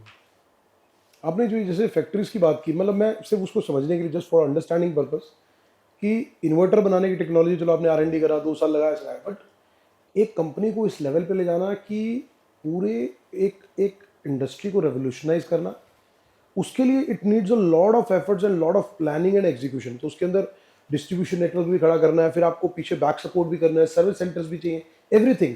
क्योंकि सिर्फ अगर आपको प्रोडक्ट बनाने हो, बेचने हो, and if somebody is taking care of all this things, so that is okay, पता आपको तो बना के बेच रहे हो भाई, वो जाने उनका काम जाने। बट इस पूरे नेटवर्क को खड़ा करने के लिए what was your planning, how did you do that? जो आपने मैंने बताया डिस्ट्रीब्यूशन, सारी चीजें, ये पूरा नेटवर्क कैसे खड़ा किया आपने? तो दीपक जी, मैं आपको एक बात बताऊं, मेरे को ना खुद नहीं पता था कि ये सब क्या होता है, ठीक है, पर केबल टीवी में थोड़ी समझ आ चुकी थी। केबल टीवी में थोड़ा मैंने डिस्ट्रीब्यूशन बनाई थी। उसके बाद जब मैं इन्वर्टर में आया तो इन्वर्टर एकदम अलग सी चीज़ थी। पहले तो टेक्नोलॉजी बनाना एक चैलेंज था, फिर बेचना एक चैलेंज था, फिर सर्विस करना एक चैलेंज था। Yes. तो मैंने वो डिस्ट्रीब्यूटर ढूंढे जो लोग ऑलरेडी इन्वर्टर में काम कर रहे थे, जो लोग मैन्युफैक्चर कर रहे थे, मैंने उनको डिस्ट्रीब्यूटर बनाया, क्योंकि सर्विस बहुत बड़ा चैलेंज था। Yes. उनको सर्विस आती थी, बैटरी की सर्विस करनी बड़ी चैलेंज होती थी। Yes, yes. इन्वर्टर से ज़्यादा बैटरी में प्रॉब्लम आती थी, बैटरी में प्रॉब्लम, कभी कोई पानी नहीं डाल रहा है या कभी Yes. कुछ नहीं कर रहा। तो मैंने उनको चुना और उनको बनाया, और उनको कन्विंस करना एक चैलेंज था। तो शुरू में तो मैं ही गया बाजार, कोई ज़्यादा कोई सेल्स के लोग थे नहीं। आप नया चीज एक्सपैंड करना, तो मैंने लोगों को समझाया, दिखाया, इन्वर्टर खोल के दिखाता था, देखो हमारी ये नहीं। कई लोग तो इन्वर्टर रख लेते थे, बोले हम ही कॉपी मार लेंगे, वो मारी भी उन्होंने। लेकिन क्या है, वो गॉड हैज़ बीन काइंड, मैं कुछ ना कुछ इंप्रूवमेंट करता चला गया टेक्नोलॉजी में। और सबसे अच्छी बात यह कि मैंने बहुत सीखा कि सेल्स क्या होती है, मार्केटिंग क्या होती है, ब्रांड क्या होता है, डिस्ट्रीब्यूशन क्या होती है। फिर हम डिस्ट्रीब्यूशन को, क्योंकि ऐसा मेरे पास कोई एग्जाम्पल नहीं था कि जिसको मैं कोई फॉलो करता या कॉपी कर पाता, हम अपने हिसाब से डिस्ट्रीब्यूशन करते चले गए। हर इलाके में अपना एक डिस्ट्रीब्यूटर बनाना, उसके नीचे अपने लड़के भेजने सेल्स के लिए, वो सेल्स में उसके डीलर बनाएंगे और उसके लिए काम करेंगे। फिर ब्रांड कैसे खड़ा करना है, अखबारों में ऐड। पहले तो हमारे पास पैसे नहीं थे, तो बोर्ड लगाना है, मुझे पता नहीं था बोर्ड क्या लगाना होता है। फिर मैंने लिखा है बोर्ड की बड़ी वैल्यू होती है, बोर्ड लगाए लोगों के, बोर्ड लगवाए, अखबारों में ऐड दी, टीवी में ऐड दी। एक समय मेरा ऐसा था कि 2010 में जो मेरा एडवर्टाइजिंग बजट था वो 40 करोड़ रुपए था। आप सोचिए आज के 40 करोड़, जो 2010 के 40 करोड़ रुपए रहे होंगे, वो आज के 400 करोड़ रुपए। बिल्कुल सही बात। तो इतना सारा बजट में खर्चता था, मुझे समझ आ गई थी ये सब चीज़ें इंपॉर्टेंट है, ब्रांड। और आप देखेंगे मेरे बोर्ड, आप हिंदुस्तान में कहीं भी चले जाएं, आपको हिंदुस्तान में बोर्ड दिखेंगे। मैंने वैष्णो देवी के आसपास बोर्ड लगवाए, जितने भी धार्मिक स्थल थे जहाँ मुझे लगता था लोग जाते हैं, मैंने वहाँ पे बोर्ड लगवाए। अब मानेंगे नहीं, एक बार मैं कश्मीर में गया, शिकारों पे मुझे समझ आ गया कि शिकारों के ऊपर जब मैं ऐसे ही ट्रैवल कर रहा था, तो जो शिकारा होते हैं, शिकारे, तो उसमें से पानी चो रहा था। तो मैंने उसे बोला, भैया यार तुम ये कह रहे सर हम तब गरीब आदमी हैं। आपने शीट, अगले दिन मैंने सूकैम की शीटें और सारे शिकारे जो थे कश्मीर में, वो सूकैम के हो गए। क्या बात। And it gave us such a big branding, wonderful thought. और उसको इमीडिएटली 1 साल के अंदर एयरटेल और बाकी लोगों ने उसको अटैक कर लिया। मुझे लगता है आपकी जो थॉट है ना, ये आपने कभी किसी उसको तो नहीं बताई थी, ब्रांड वालों को, कि ऑटो के पीछे भी लगाते हैं? क्योंकि उसके ये थॉट उससे मैच करती है जो ऑटोज के पीछे लगता है। आज वो सबसे बड़ी ब्रांडिंग का पार्ट है, जो ऑटोज के पीछे तो देखिए, ऑटो से जब तक शायद टाइम आया तब तक मैं बहुत बड़ी ब्रांडिंग कर चुका था क्रिएट। तो मुझे ऑटो नहीं, आपने ये किसी को डिस्क्लोज तो नहीं किया? मैंने ऐसा किया कि उसने अच्छा यार नहीं, मैंने कार्स पे लगवाए, मैंने बसेस पे लगवाए। मेरे यहाँ पे, हमारे यहाँ बसेस थी, मैंने आपके हमारे एम्प्लॉयज की बसेस थी, ठीक है, उनके लिए मैंने बसेस सिर्फ इसीलिए सोच के बनाई थी कि बस जब आई जाएगी तो ब्रांडिंग आएगी। नहीं, मैंने खुद गाड़ियों के पीछे आपको देखा, आपकी वो पूरी शीट होती थी जो बैक ग्लास पे लगी होती थी। जी। I personally seen that. तो मैंने ऐसे बहुत सारे पैसे खर्चे जहाँ पे ब्रांड खड़ा होना है। तो और वो मुझे धीरे धीरे समझ आती चली गई, और मुझे कोई समझाने वाला नहीं था, लेकिन मुझे लगता था ये करना चाहिए और मैं करता था। और जो आपको समझ आया, ऑब्जर्व करा, बाजार में गया, किसी ने मुझे समझा दिया इन्वर्टर के बारे में, बाजार में गया, किसी ने इन्वर्टर के बारे में समझा दिया, यार इन्वर्टर में फीचर होना चाहिए। मैं वापस आया और मैंने R&D के साथ लग के वो काम कर डाला विद इन नो टाइम। तो मुझे बाजार से जाके बहुत फीडबैक मिलता था, फिर मेरे अपने कुछ विचार होते थे, यार ये करना है, वो करना है। और आप मानेंगे, देखिए, कोई R&D की टीम नहीं थी, कोई मार्केटिंग की टीम नहीं थी, कोई सेल्स की टीम नहीं थी, कोई सर्विस की टीम नहीं थी। नहीं, ऐसा नहीं, मैं कह रहा हूँ ऐसा कोई बाजार में बने बनाए लोग नहीं थे, वो खड़े करने पड़े। वो मैं लोग लाया, वो इस इंडस्ट्री से नहीं था, उसको दिया कि नहीं तू कर लेगा, और मैंने ऐसे बड़े सारे लोग खड़े करे। आज आप देखेंगे बाजार में जाके तो सोलर इंडस्ट्री में आपको कम से कम 25 से 30% जो टॉप लड़के बैठे हैं वो सारे मेरे ट्रेंड के हुए बच्चे हैं। क्या बात। और उनको इस इंडस्ट्री से कोई ABCD भी नहीं पता था। एक्सपोर्ट में आप चले जाएं, मैंने एक्सपोर्ट खड़ा करा, मुझे पता नहीं था एक्सपोर्ट मैंने क्या आपको होता है। देखा, आप you have been to Japan, China, पता नहीं कौन कौन सी कंट्रीज में आपने कॉन्ट्रैक्ट्स किए, एग्रीमेंट्स किए। नहीं, पर मेरा ज़्यादातर काम हुआ अफ्रीका, मिडिल ईस्ट और साउथ एशिया में। मतलब ज़्यादा जैसे अफगानिस्तान में बहुत काम किया, अफगानिस्तान में ब्रांड क्रिएट करा। ओके। इराक वॉर हुई तो हमने इराक में बहुत काम किया। ठीक है, अभी अफ्रीका में आप किसी भी कंट्री में चले जाएं तो आपको ब्रांड दिखेगा सुकैम का। तो हर कंट्री में जाना, गंदे गंदे कंट्रियों में, मेरे आप देखेंगे कम से कम 8 से 10 पासपोर्ट हैं जो गंदे गंदे कंट्रियों के वो लगे हुए हैं। उन कंट्रियों में जाके काम करना, जाना, ना रहने की जगह है, ट्रैवल। मेरे को याद है नाइजीरिया में हम जब ट्रैवल करते थे बाई एयर, तो वहाँ पे जहाज़ पता नहीं था गिर जाएगा या चलेगा। जैसे वो चलता था तभी पता लग जाता था भाई ये पता नहीं हम इसमें वहाँ तक पहुँचेंगे नहीं पहुँचेंगे। पहुंचेंगे नहीं पहुंचेंगे, हाँ। तो मतलब you know it has been a very learning and very, मतलब बहुत मज़ेदार जर्नी रही। मतलब बहुत कुछ सीखने को मिला। एक ट्विस्ट आया सुखैम में, जब ग्राफ ऐसे से ऐसे जाने लगा। वो क्या सिचुएशन हुई कि इतना बड़ा ब्रांड बन गया, 2300 करोड़ का ब्रांड खड़ा कर दिया मैनेजिंग डायरेक्टर कुंवर सचदेव ने अपने दम पे, जो खुद इस इंडस्ट्री के नहीं थे। पहले तो खुद समझा, पहले तो खुद उस इंडस्ट्री को घोट के पी लिया, फिर ऐसे लोग ढूंढ के लाए जिनको आता नहीं इसके बारे में, फिर उनको सिखाया, फिर उनको तैयार किया और इंडस्ट्री इतनी बड़ी खड़ी कर दी। एकदम ग्राफ अपसाइड अपवर्ड डाउन कैसे चला गया कि इतनी बड़ी कंपनी और एकदम रॉकेट से डाउन। हाँ, तो ऐसा होता है। देखिए दीपक जी, क्या होता है कि आदमी को अपने बारे में ज़्यादा पता नहीं होता। तो शायद मुझे भी अपने बारे में ज़्यादा पता नहीं था। तो मेरी एक्स वाइफ के साथ डाइवोर्स चालू हुआ, और वो बड़े सारे रीज़न है मैं जो डिस्कस नहीं करना चाहता पब्लिक में। तो वो डाइवोर्स चालू हुआ, फिर लाइफ से कुछ थोड़ा सा जैसे कहते हैं एक लगा कि लाइफ मतलब क्या है, क्यों है टाइप्स। और मैं थोड़ा सा अपने पर्सनल मोड में चला गया और मैंने थोड़ी कंपनी तो थोड़ी देर के लिए छोड़ दिया। तो मैं अपने आप को खोजने लग गया कि मैं क्यों, कौन हूँ, ऐसे करते करते स्पिरिचुअली। और वो भी एक बहुत बड़ी नॉलेज है जो मैंने ली over a period of time. तो उसके दौरान में जो कंपनी चली उसमें फिर कर्जे ले लिए गए, कुछ पैसे चला गया, जो भी हुआ। मतलब तो मैं जो बनने का कारण था तो वो भी मैं था, गिरने का कारण भी मैं ही था, कोई और नहीं था। तो फिर लेकिन आपको कहीं ना कहीं लगता है जो फर्स्ट जो आपकी जो मैरिज थी, जो ब्रेकडाउन हुई, was that a major issue, you know, जिसने इतना इम्पैक्ट कर दिया? क्या होता है कि कहते हैं कि जब आदमी जिंदगी में कोई हर्डल आ जाए इतनी बड़ी, तो वो क्या होता है कि उसको आदमी को डीफोकस कर देती है। आदमी गाड़ी में चला रहा है, एक झटका गाड़ी में अगर हाईवे पे जाता है 140 की स्पीड पे लग जाए, गाड़ी उछल जाए, तो कहते हैं ना उसके बाद वो कई देर बाद जाके नॉर्मल होके फिर स्पीड पे आती है। वो पहले झटका खाती है, हिले डुलेगी, फिर धीरे धीरे उसकी स्पीड 20, 30, 40 से फिर 70, 100 पे जाएगी। तो क्या वो एक कारण था जिसकी वजह से सारा? तो देखिए उस कारणों में नहीं जाते, लेकिन मुझे एक बात जो समझ में आई कि हमारे जैसे लोग जो है वो पर्सनल बैटल को शायद जीतने में असफल हैं। प्रोफेशनल बैटल जीतनी थोड़ी डिफरेंट होती है, पर्सनल लाइफ शायद थोड़ी डिफरेंट होती है। तो शायद मैं अपनी पर्सनल लाइफ को नहीं संभाल पाया, मुझे ऐसा लगता। आपने शायद, मुझे अगर मैं ठीक रिकॉल कर रहा हूँ, शायद आपने कोई बुक भी लिखी थी, ये ऐसा है? नहीं, मैंने कोई बुक नहीं लिखी आपने अभी नहीं, तक। आपने बुक लिखी? मैं भी बुक लिख रहा हूँ अपनी। हाँ। लेकिन मेरे बारे में स्टोरियाँ छपी हैं, 4-5 बुक्स में मेरी स्टोरियाँ छपी हैं कि मैंने क्योंकि कैसे सुकैम बिल्ड किया, कनेक्ट द डॉट्स है, यस।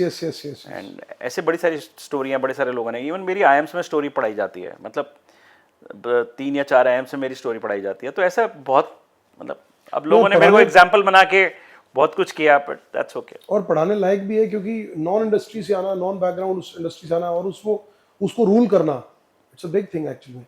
तो जब आपने कंपनी शुरू करी, धीरे धीरे कंपनी ग्रो करनी शुरू, कभी जैसे कंपनी 2300 करोड़ के नेटवर्क तक पहुंची, तो आदमी, बड़े लोग होते हैं जो बड़े लोग ना प्लान करते हैं कि भैया मैं इस साल का टारगेट लेके चलो 500 करोड़ करूंगा, 700 करोड़ करूंगा। As an entrepreneur, as an businessman also, did you ever thought on, did you give yourself also target, भैया इस साल 1000 करोड़ करना भाई, ऐसा किया? या ये तो, जैसे बढ़ रहा है बढ़ने दो? या तो आप मेरे एम्प्लॉयज से जाके पूछेंगे ना, तो उनको पता था कि मेरा हर बार का टारगेट होता था कि ये टर्नओवर करनी है। नॉट ओनली खाली टर्नओवर, फैक्ट्रियों में क्या टर्नओवर, फैक्ट्रियों में क्या टारगेट्स हैं, सेल्स के क्या टारगेट हैं, सर्विस के क्या टारगेट्स हैं, मार्केटिंग के क्या टारगेट्स हैं, परचेज के क्या टारगेट्स हैं। कोई भी डिपार्टमेंट ऐसा नहीं होता था जहाँ पे मेरे टारगेट्स फिक्स नहीं होते थे, और मैं उसको बड़ी टाइटली मॉनिटर करता था, क्लोजली करते थे, क्योंकि वो मुझे भगवान जी ने शायद वो दिया। तो मेरी जितनी भी मीटिंग्स होती थी, आप मानेंगे नहीं, मगर मेरी 9 बजे की मीटिंग है तो 8:45 बजे लोग रहते थे। लोग कहते थे यार मीटिंग में कोई टाइम नहीं करता, इंडिया में कोई मानता नहीं है।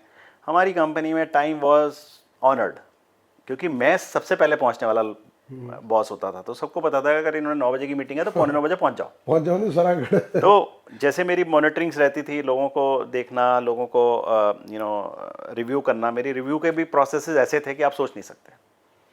और Hard task master। अच्छे अच्छे लोग जो थे ना, नहीं मैं मोटिवेशन भी बहुत करता था लोगों को, मोटिवेशन भी अपने लेवल पे बहुत करता था, जो कुछ नहीं कर सकता था उसके बिना तो इतना बड़ा हाँ, सेटअप खड़ा तो हो नहीं मोटिवेशन भी करता था और रिव्यू पे भी रखता था। तो मुझे लगता है कि मैंने जिन लोगों से जो 10% काम कर सकते थे, मैंने उनसे शायद 70-80% काम कराया। और वो खुद बोलते हैं कि सर आपने हमारे से जो काम करा डाला, हम कभी सोच नहीं सकते थे ऐसा Potential से काम भी करा ज्यादा डाला। करा दिया। और शायद मुझे लगता है That was मैंने your skill। शायद मुझे लगता है मेरे अपने अंदर भी यही है, मैं कभी भी किसी चीज से सेटिस्फाई नहीं होता। आउट परफॉर्म करते हैं। मुझे लगता है कि यार ये चीज बन गई नहीं यार, इसमें ये गलतियां हैं, तो मैं कुछ गलतियां ढूंढ के उसमें कुछ ना कुछ इंप्रूवमेंट में लगा रहता हूँ। तो मुझे लगता है कि मैं शायद अपनी लाइफ से कभी सेटिस्फाई नहीं होता। मुझे लगता है this is one of the biggest lesson one can learn, you know, whosoever, you know, be it anyone in, you know, job, business, जो भी धंधा कर रहा है, बट मुझे लगता है एक वन ऑफ द लेसन्स है ये आपकी लाइफ का जो आपने कहा, मुझे लगता है जो शायद हर आदमी को अपने रूल में कि whatever you do, even if you feel that you are happy and you are don't have that self contentment feeling with you, always feel that you need to outperform, you know, so this is one। मैं दीपक जी ऐसा करूंगा, ये स्वभाव की बात होती है। कई लोग सोचते हैं कि मैंने जो चीज़ बना दी वो बेस्ट है, ठीक है, मैंने जो काम कर दिया वो बेस्ट है। मुझे कभी ऐसा लगा ही नहीं। मुझे लोग कहते हैं तू सक्सेसफुल हो गया, मुझे कभी पता ही नहीं लगा सक्सेसफुल हो गया, क्योंकि मेरे पास तो चैलेंजेस थे लाइफ के। मुझे पता था हमारा ये गलत है, ये गलत है, ये गलत है। बाहर से कोई लोग बोलते थे यार तुम सक्सेसफुल हो, हम अंदर से सोचते थे यार कहाँ से ये कह रहा सक्सेसफुल है, हमारे तो बड़े सारे चैलेंजेस हम सॉल्व ही नहीं कर पा रहे। तो वो क्या होता देखते है, होंगे यार कि 5 स्टार ऑफिस बना रखा सर ने, यार सर की 10 फैक्ट्रियां- गाड़ियां खड़ी हैं 5-5 करोड़ से, इससे ना क्या होंगे। हाँ लेकिन क्या है, मैं सच बता रहा हूँ कि मुझे कभी ऐसा फील ही नहीं आया कि मैं सक्सेसफुल हो गया हूँ। मेरे को तो हमेशा ये फील रहा कि यार ये चैलेंज है, ये चैलेंज है। वो अगले दिन मुझे रात को पता होता था कि यार सुबह ये वाले काम करने हैं, ये वाले काम करने हैं, तो या आप कुछ नए प्रोजेक्ट लगाने हैं। तो मुझे लगता है कि मेरी ज़िंदगी में कभी ऐसा टाइम नहीं आया, एक्सेप्ट कि जब मेरा डाइवोर्स चालू हुआ तो पिछले 2-2.5 साल मेरे ज़िंदगी के ऐसे निकले जहाँ पे मेरे कोई टारगेट नहीं थे, कुछ नहीं थे, मैं अपनी दूसरी दुनिया में चला गया। अदरवाइज़ मैंने हमेशा से अपने टारगेट्स, अपनी चीज़ें कैसे होंगे, उसके लिए कैसे प्लानिंग करनी है, लोगों को क्या कैसे सिलेक्ट करना है। और सबसे अच्छी बात बताऊँ, मेरा सिलेक्शन ऑफ पीपल वॉज, मतलब लोग मुझे बोलते हैं कि आप लोगों का, मेरा आपको भी किसी से बोलेंगे यार आप बड़ी जल्दी विश्वास कर लेते हैं लोगों का। तो मैं लोगों को बोलता था यार आपको कैसे समझ आएगी, कब जब आप किसी पे विश्वास ही नहीं करते तो उससे रिजल्ट क्या लेंगे। सही बात। अब लोग बोलते हैं आपको धोखा दे दिया लोगों ने। मैंने कहा तो मेरे को किसने धोखा देना है, मुझे कोई धोखा नहीं दिया भाई। भाई बंदा आया, उसने मेरे साथ काम किया, सीखा, बाहर चला गया, ठीक है, कोई और किसी और अगले को अपॉर्चुनिटी मिल गई मेरे साथ काम करने की। और मैंने हमेशा नए लोगों के साथ काम किया। मैं कभी भी ऐसे नहीं ढूंढता कि वो मेरा 10 साल पुराना आदमी है उससे काम करना है। मैं सोचता हूँ किसी को भी दे दो भाई, काम करना है, काम करा लेंगे।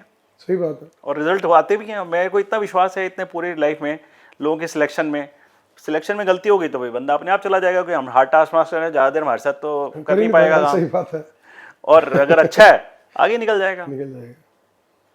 अगर मैं गलत नहीं हूँ तो मैं जितनी बार भी आपके ऑफिस आया हूँ सर, आपके गुड़गांव वाले जब सुकैम ऑफिस में आता था, आपके कैबिन के बाहर, because I still remember your cabin was a huge cabin actually. वो कैबिन का और ऐसा लगता था कि भैया एक जबरदस्त हॉल है, और उसके बाहर में एक कोट लिखा होता था, अगर मैं रिकॉल करेक्ट कर पा रहा हूँ तो, are you here with a problem और you are part of the solution. हमें करेक्ट सर? जी जी लिखा होता था ना, बिल्कुल, आपको बहुत अच्छी याद है। मैं मुझे बिल्कुल अच्छी तरह याद है। और मैंने ये बड़ी बार जगह कोट किया। मैं कहा मैं जब भी कुंवर सचदेव सर के ऑफिस जाता था, मैं कहा बाहर एक ग्लास में फ्रेम करके कोट लिखा होता था कि are you here with the problem और you are part of the solution. तो मैं आपको एक अच्छी बात बताता हूँ, मैंने अपनी जो सेक्रेटरी ली, उस सेक्रेटरी को इतना ट्रेन किया हुआ था कि आधी प्रॉब्लम तो वही सॉल्व कर देते थे। और मेरी सेक्रेटरी से आगे निकल के मेरे से मिलना was another challenge. Absolutely, and she was very efficient. She was very efficient. She was very efficient because मुझे पता जब भी मेरी आपसे बात होती थी तो आपने जब कनेक्ट कर दिया तो मुझे लगता है वो आपने वाली बात सही है कि उसके बाद वो बात आगे बढ़ती नहीं थी। हाँ, क्योंकि 80% चैलेंज वो सॉल्व कर देती थी। उसको इतना ट्रेन कर रखा था और मैं उससे विश्वास भी करता था। तो क्या है कि लाइफ में जब तक आप लोगों को खड़ा करना है तो आपको लोगों को सिखाना होता है कि ये करना है, ऐसे करना है। और गलतियां करते हैं लोग, ठीक है, तो गलतियां करते ही हैं, हमने भी बड़ी गलतियां करी, आज भी गलतियां करते हैं, तो गलतियां तो सब लोग करते हैं। लेकिन आगे जाने के लिए लोगों को ट्रेनिंग देनी होती है। और मुझे लगता है I am the best trainer. मुझे अपने बारे में समझ आ गया, अभी मैं बाहर निकल के मैंने बड़े लोग ट्रेंड करे तो मुझे समझ आ गया भाई I am a good trainer.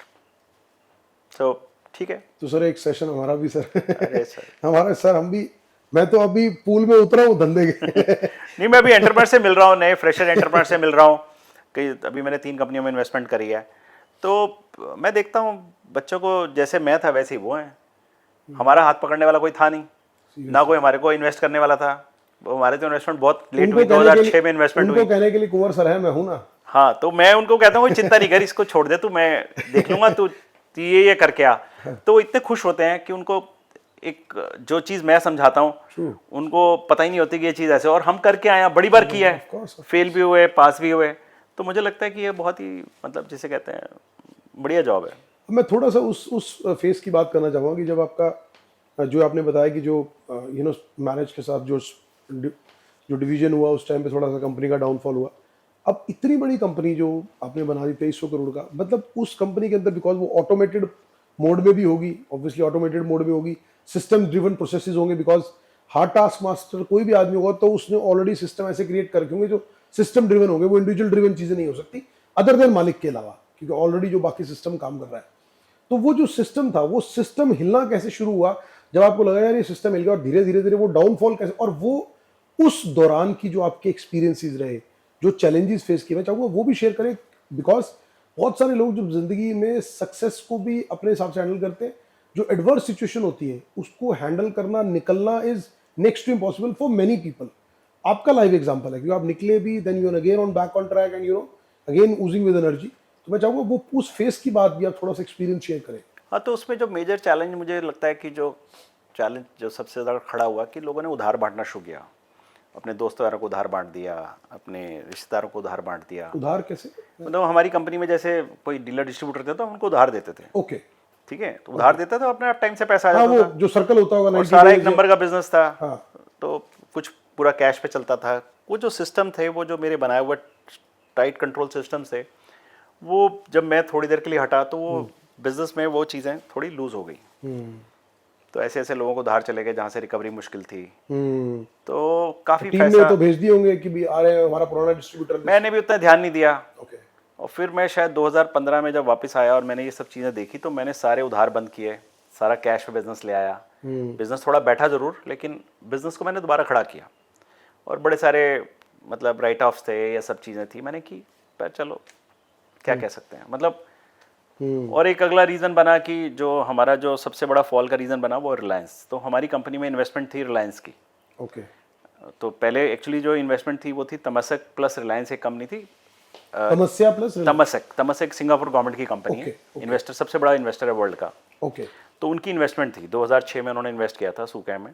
Okay, और फिर रिलायंस ने उस कंपनी को खरीद के 100% अपना रिलायंस कर लिया था, अनिल अंबानी की कंपनी। ओके, तो उनके जो बंदे थे वो सब बड़े अजीब से थे।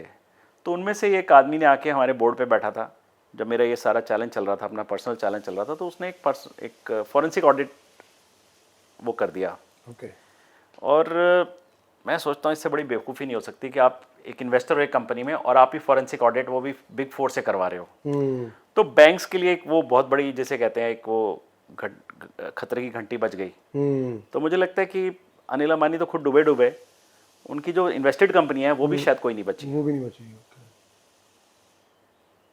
तो वो एक वन ऑफ द मेजर वो बना reason for the downfall of Su-Kam. तो उस दौरान आपके ऊपर जब ये सारा चीजें हो रही थी, आपके पास कुछ डेट्स भी, आई थिंक आपके ऊपर खुद के ऊपर भी डेट्स जो अपने, तो ये सारे डेट कंपनी के थे। जो भी पैसा लिया हुआ था कंपनी ने उधार लिया हुआ था बैंकों से, जो बड़े बड़े बैंक थे। तो कोई 9 बैंक थे जिनसे हमने पैसा लिया हुआ था over a period of time. तो टाइम से पेमेंट जा रही थी, सब कुछ जा रही थी। और मैं मतलब जब मैं सब चीज़ें ठीक करने निकला तो मैंने बैंकों को बोला, भाई ठीक है भाई, ये चैलेंज है, क्योंकि कुछ जो गलतियाँ और रखी थी मैंने साफ़ करी। तो बैंक्स कह रहे थे भाई इसको इस तरह से मत करो, ऐसे करो। मैंने कहा यार चीज़ें ठीक करनी है तो सब ठीक करो। और जब मैंने करा तो बैंक्स ने कहा ठीक है हम रीस्ट्रक्चर कर देते हैं। वो रीस्ट्रक्चर करने में इतना टाइम लग गया, उतने में एनसीएलटी को, एक बैंक ने एनसीएलटी में ले गया हमें। तो फिर सब लोग, कहने की बात यह है कि देखिए सर, जो हुआ वो हुआ।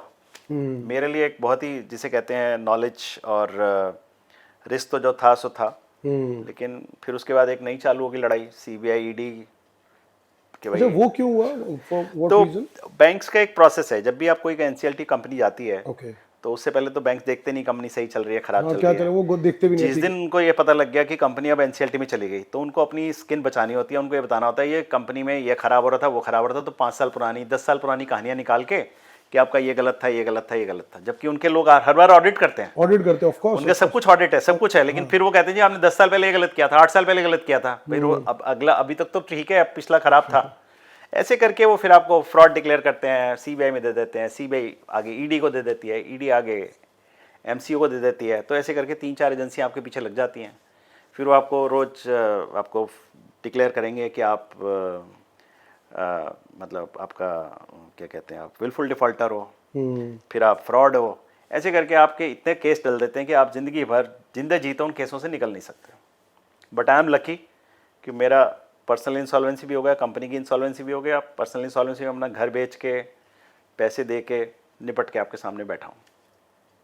मुझे वैसे तो खैर I feel bad about it कि आपने घर बेचने वाली बात की, बिकॉज उसका एक वीडियो भी सोशल मीडिया पे वायरल हुआ था, मुझे लग रहा है शायद 100 करोड़ के आसपास का था, मैग्नोल, मैं शायद प्रॉपर्टी का नाम भूल गया, बट वो क्या हुआ था, क्योंकि वो उसका वीडियो भी मुझे लगता है सोशल मीडिया पे आया था कि big one of the biggest property has been sold out. So जब मैंने मैग्नोलिया का घर लिया था तो कोई मैग्नोलिया में कोई ऐसा कोई मैग्नोलिया का ना तो नाम था ना कुछ था, और मेरे को तो ऐसी चीज़ कभी कभी समझ नहीं आई कि मुझे ये लेना है या वो लेना है, तो मैंने अपने अपने पर्सनल यूज़ के लिए घर लिया था, 2006 में घर लिया था, और फिर वो मैग्नोलिया का नाम हो गया, पेंट हाउस था ही, तो लोग सोचते हैं मैग्नोलिया बहुत बड़ी हो गई चीज़, तो फिर वो जो भी आपने देखा, लोगों ने घर देखा, तो मैंने अपने घर बेचने के लिए लगाया था, और घर बेचा, और जो पैसे आए मैंने बैंकों को दे दिया। और मेरा इंडिया का सबसे बड़ा पर्सनल इंसॉल्वेंसी का केस है जिसमें मैंने बैंक्स को 70 करोड़ रुपए दिया, और बैंक्स एंड अदर जितने भी मेरे साथ, क्योंकि वो प्रोसेस ऐसा होता है एनसीएलटी का पर्सनल इंसॉल्वेंसी में, जिसने भी मुझसे पैसा लेना है, अखबार में एक एडवर्टीजमेंट आती है, और उस एडवर्टीजमेंट में जिसने मुझसे पैसा लेना है वो आरपी को जाके मिलता है और उनको अपना क्लेम सबमिट करता है, और वो फिर उनको डायरेक्टली पे करते हैं। वो फिर डायरेक्टली पे करते हैं। तो आपने बैंक्स को वो 70 करोड़ रुपए वो किया? प्रोसेस है कि वो आरपी इन्वॉल्व होता है, आरपी को जो पैसा आता है, एक जॉइंट अकाउंट खुलता है, उसमें वो पैसा आता है, और उस पैसे के साथ फिर वो आरपी सबको पैसे बांट देता है। ओके, तो अभी I am debt free person, मतलब मेरी पर्सनल इंसॉल्वेंसी भी हो गई, कंपनी भी हो गई, शांति से चैन से बैठे हैं, खुली हवा में सांस ले रहे हैं। खुली हवा में सांस ले रहे हैं। तो इस पूरे इंसिडेंट के बाद जब आपने ये सारे मैटर्स हो गए, उसके बाद क्योंकि कुंवर सदेव तो भाई धंधा समझ में आता है, धंधा तो करना ही है, तो धंधे को लेकर आगे बढ़ने आप आगे बढ़े, अब नए ट्रैक पे हैं, तो उसके बाद जो शुरुआत दोबारा की है वो क्या क्या कर रहे हैं, अब क्या कर रहे हैं, उसके बाद जो दोबारा री जर्नी स्टार्ट हुई वो क्या था? तो जब मैं अपना इस पूरे स्टेप में चल रहा था तो मेरी वाइफ हैं, उन्होंने बहुत साथ दिया। मेरी वाइफ री मैरिज जो आपकी सेकंड मैरिज है, सो वो कब हुई और how did you met and all marry that? Marriage हुई 2016 में, ओके, और उससे 2 ट्विंस भी हैं, छोटे बच्चे, और उसने फिर जाके ये एक नई कंपनी शुरू करी सुवास्तिका के नाम से। सुवास्तिका? हाँ, वो डॉटर का नाम है शायद आपकी? जी, मेरी बेटी का नाम है, और उससे काम शुरू किया, मैंने भी सपोर्ट करा जो कर सकता था, क्योंकि मेरी उस टाइम पे बड़ी सारी लीगल लड़ाइयाँ चल रही थी। Your wife is taking care? हाँ, वो वाइफ ही बिजनेस देखती हैं, ओके, और मैं R&D और ये सब चीज़ों में इन्वॉल्व हुआ। सुवास्तिका व्हाट एग्जैक्टली सुवास्तिका? स्वास्तिका में जैसे हम उसमें काम कर रहे थे इन्वर्टर्स का, ऐसे ही इन्वर्टर लेके, फिर लिथियम बैटरी लेके, फिर बैटरी एनर्जी स्टोरेज सिस्टम है बेस, उस पर काम किया हमने, थोड़ा डिफरेंट हो गया, और सोलर पे तो हम कर ही रहे थे काम, तो वो वाला काम किया। उसका भी हमने अभी मेजॉरिटी स्टेक किसी को बेचा है, सो दैट कंपनी को हम बड़ा कर सकें। ओके, और लेकिन वो सब मेरी वाइफ देखती है। मैंने अभी पिछले, क्योंकि मेरा बहुत सारा टाइम लीगल में गुजरा अपने केसेस को संभालने में, तो थोड़ा डिमोटिवेशन भी हो जाता है लाइफ का। लेकिन वो तो आप सेल्फ मोटिवेटेड में आना है, आपसे बड़े ट्रेनर तो आप कर ही लेंगे सर वो तो आप कर ही लेंगे। तो अभी इन करंट सिचुएशन अभी आप खुद कहाँ पर टाइम डिवोट करें, बिकॉज एआई के अंदर आप, I think if not wrong, अगर आप उस आर्टिफिशियल इंटेलिजेंस से related you are doing something, कुछ कंपनीज में भी आपने इन्वेस्ट किया, तो आप खुद अभी exactly where are you devoting time, what are your future plan in terms of this, आपके क्या भी प्लान है? तो अभी मैं पिछले 4-5 साल से मैं एआई को समझ रहा था, जैसे एआई चालू हुई मैं उसके अंदर घुस गया, और मैंने काफ़ी टाइम लगाया अपना। मुझे समझ आ गया था कि भाई ये चीज़ अब दुनिया को बदलने वाली है, ये फ्यूचर है। तो मैंने उस पर बड़ी सारी ऐप्स बनाई। अभी भी मैंने, मतलब हम ऑलमोस्ट आप मान के चलिए कि हर 15 दिन में हम एक ऐप बना लेते हैं, और उस पर एक्सपेरिमेंट कर रहे हैं। अब उसमें से कौन सी ऐप कितनी सक्सेसफुल होगी, और मार्केट अभी में तक लॉन्च जितनी होगी। ऐप्स बनी हुई हैं, अभी तक जितने सॉफ्टवेयर बने हुए हैं, आप मानेंगे नहीं कि अगले 5 साल में कोई भी सॉफ्टवेयर ऐसा नहीं रहेगा, और सॉफ्टवेयर का कॉन्सेप्ट ही बदल जाएगा। पहले लोग जैसे ERP कोई लेके आ रहा है या कोई CRM लेके आ रहा है या कोई ऐसे वाले सॉफ्टवेयर लेके आ रहा है, मार्केटिंग के सॉफ्टवेयर लेके आ रहा है, तो ये क्या होगा, लोग अपने खुद बनाएंगे, अपने हिसाब से डिजाइन करेंगे। अब एक माई गेट के ऐप है, वेरी ट्रू, वेरी ट्रू। तो आपको एक माई गेट वाला क्यों बेचेगा? आप अपनी माई गेट की ऐप खुद बनाएंगे, खुद बना अपने हिसाब से बनाएंगे, उसमें आपको क्या क्या अपने हिसाब चाहिए, से बना ले, बिल्कुल सब ब्रांडिंग क्या चाहिए, चीजें क्या चाहिए। Very true. तो क्या है, जो चेंज आ रहा है AI में इतना जबरदस्त आ रहा है कि आप सोच ही नहीं सकते। जॉब्स जाएंगी भी और जॉब्स मिलेंगी भी। जाएंगे, तो ज़्यादा मुझे मैं लगता है। AI की कुछ कंपनियों में इन्वेस्ट कर रहा हूँ, सीख रहा हूँ, उनसे भी लर्न कर रहा हूँ, और टेक्नोलॉजी मेरा पैशन है, तो लगा रहता हूँ लोगों के साथ। मुझे तो लगता है जाएंगी नए ज़्यादा। लोग ढूंढता रहता हूँ कि किसके साथ इन्वेस्ट किया जा सकता है, किसको ट्रेन किया जा सकता है, क्योंकि मेरा एक वो है रीज़न इन्वेस्टमेंट का कि खाली मैं इन्वेस्टमेंट नहीं कर रहा, मैं उसके साथ अपनी ज़िंदगी जोड़कर उसको बड़ा करके और अपने आप को भी बड़ा करना चाहता हूँ, क्योंकि मुझे पता है कि बड़ा करने के कुछ क्या मंत्र क्या हैं वो मुझे पता लग गया। इतना कुछ सीखने के बाद तो लोगों ये को एम्पावर करो और इकट्ठे मिलके एम्पावर हो, इकट्ठे मिलके काम किया जाए। इकट्ठे मिलके काम किया जाए, बजाय कि आदमी ये सोचे कि मैं एम्पावर हो जाऊं, दूसरे में यही करते रहे। So I think this is one of experience का यही फायदा होता है। Of course sir, of course. और हमें आपको इंटरव्यू करके हमें मिल रहा है, तो we'll also try and adopt this also. जी। तो आपका, मैं उसी सवाल पे दोहराना चाहूँगा, बिकॉज मैंने अभी वो आपकी पर्सनल जर्नी के लिए, so your second marriage, you know, your second wife, so how did it happen, you know, it was, you know, पहले से कोई, you know, you were knowing to each other, और यू नो कहीं से वैसे arrange हुआ है, how did it happen? तो मेरा जो पहला जब डाइवोर्स चल रहा था तो काफ़ी डिप्रेशन में था, तो 4 साल निकल गए थे लाइफ के, डाइवोर्स चल रहा था, झगड़े वगड़े बहुत थे, तो उसके दौरान मेरी इनसे मुलाकात हुई। ओके। और फिर मुझे पता नहीं था कि भाई ऐसा कुछ होगा, ना मेरा ऐसा कोई प्लान था, ना मैंने कुछ सोचा था कि भाई ऐसा कुछ होगा, क्योंकि मैं तो पहली मैरिज से ही अपने काफ़ी एक अच्छा, तरह फिर आदमी से, सोचता हाथ जला लिया तो दोबारा नालू पंगे, हाँ ऐसा ही अनलेस था, एंड अनटिल कि जब तक पूरी कन्विक्शन ऐसा ही ना था। हो जाए। लेकिन मुझे लगता है कि देखिए जो चीज़ भगवान ने करनी होती है वही होती है, हमारी सोच तो ज़्यादा काम आती नहीं। तो फिर उनसे मुलाकात हुई, फिर मुलाकात बढ़ने लगी, और फिर वो भी एक कहानी है कि उनके साथ जो उनकी पहली मैरिज है और मेरे से एज में डिफरेंस है, तो उनके फादर भी मान नहीं रहे थे, क्योंकि मेरे पहली शादी से 2 बच्चे हैं बड़े बड़े, और वो उनका उम्र का भी बहुत डिफरेंस था हमारा, तो उनके फादर को मनाने में भी बहुत टाइम लगा। पहले तो माने ही नहीं शादी के लिए, और मैंने सोच रखा था जब तक ये मानेंगे नहीं मैं शादी नहीं करूँगा। तो उनको मनाना मतलब बहुत, मतलब ज़बरदस्त, जिसे कहते हैं ना भगवान जी की जिसे कहते हैं कृपा रही मेरे पे, कि सब चीज़ें अपने अपने हिसाब से होती इवेंचुअली चली मान गई। गए? जी मान गए, उनको मना के तभी हमने Eventually। मैरिज करी। तो आज वो कहते हैं कि ठीक किया यार हमने, यार है, इवेंचुअली हम माने हम। अनफॉर्चुनेटली उनकी डेथ हो गई पिछले 3 साल So पहले, sorry, so sorry, okay। तो लेकिन फिर हमारी बहुत अच्छी उनसे, मतलब पूरे परिवार से मेरा बहुत अच्छा रिलेशन है। तो अभी कुंवर, जैसे आपने बताया कि कंपनीज में इन्वेस्ट कर रहे हैं आर्टिफिशियल इंटेलिजेंस के लिए, अब अपार्ट फ्रॉम दिस, अभी लाइफ के अंदर कोई ऐसी चीज़ें जो आपको लगता है कि यार, क्योंकि क्या होता है कि एक एज के बाद आदमी को लगता है ये मेरे पैशन है, मेरी शौक है, मैं इसके लिए भी टाइम डिवोट करना चाहता हूँ, this gives me lot of happiness also. Kunwar Sachdev sir के भी कुछ ऐसी चीज़ें हैं जो आपको अपार्ट फ्रॉम दिस, हमने प्रोफेशनल लाइफ डाल दी, अप्स एंड डाउन जानी है, something very, you know, few things जिसको कहते हैं, क्योंकि शो इस चाय के साथ दिल की बात, तो कोई ऐसी चीज़ें दिल के बेहद करीब हो जो लगता है it is very close to my and I still keep on doing it. So मुझे क्या लगता है कि मेरे को जो सबसे बड़ी बात जो समझ आती है कि मेरी लाइफ की ना बहुत लर्निंग्स हैं, एक्सपीरियंसेस हैं, और मैं उनको उतारना चाहता हूँ किताबों के जरिए। ठीक है, इंटरव्यू में आप कुछ बात करते हैं, कुछ ज़्यादा देर बात नहीं कर पाते हैं। Yes। और तो मेरा थॉट है कि मैं किताबें लिखूं जिसकी मैंने जर्नी चालू कर दी है। ओके। पहले अपनी लाइफ पे लिखूं, फिर एक गिफ्टेड किड्स होते हैं, नार्सिसिस्ट होते हैं, ऐसे करके मेरे पास बड़े सारे सब्जेक्ट हैं। साइकोलॉजी मेरा एक सब्जेक्ट बन गई है जिसको मैंने काफ़ी स्टडी करनी शुरू करी है, और मैं आने वाले टाइम में शायद हो सकता है एक ऑफिशियल उसकी एजुकेशन के लिए भी काम करूं। Very nice. तो मेरा जो सबसे बड़ा जो मुझे लगता है कि जो मेरा सोसाइटी को जो सोसाइटी के लिए अच्छा कर सकता हूँ वो ये है कि लोगों को मोटिवेट कर सकता हूँ। तो मैं जाता हूँ सेशंस में, पर उन्हीं सेशन, आजकल मैं ज़्यादातर कंपनियों में जाता हूँ जहाँ पे लोग काम कर रहे हैं, और मुझे लगता है वो सेशन मेरे सबसे ज़्यादा इफेक्टिव होते हैं। स्टूडेंट्स के साथ थोड़ा मुश्किल होता है कि स्टूडेंट्स को पता नहीं है क्या करना है, कैसे करना है, कुछ सीरियस है, कुछ सीरियस नहीं है। पर जो लोग कंपनियों में काम कर रहे हैं, मैं उनको जाके स्पीच देता हूँ, उनसे बात करता हूँ, उनको समझाता हूँ कि दुनिया में तुम अपनी ज़िंदगी कैसे बना सकते हो। और मुझे लगा है कि ये काम मैं बहुत अच्छा कर सकता हूँ। तो अभी तक मैं 7 कंपनियों में जा चुका हूँ जहाँ पे मैंने उनके लोगों को मोटिवेशनल सेशन दिए हैं, और तो लगता है कि भाई ये काम अच्छा कर सकता हूँ। और थोड़ा सा मैं धार्मिक भी काफ़ी कोशिश कर रहा हूँ, समझने की कि हमारा स्पिरिचुअलिटी में कि भाई जो हमारा स्पेशली हिंदू धर्म है जी उसमें क्या क्या चीज़ें थी। मुझे लगता है कि हिंदू धर्म में ना हम बड़े साइंटिफिक थे, हमारी हर चीज़ साइंटिफिक थी।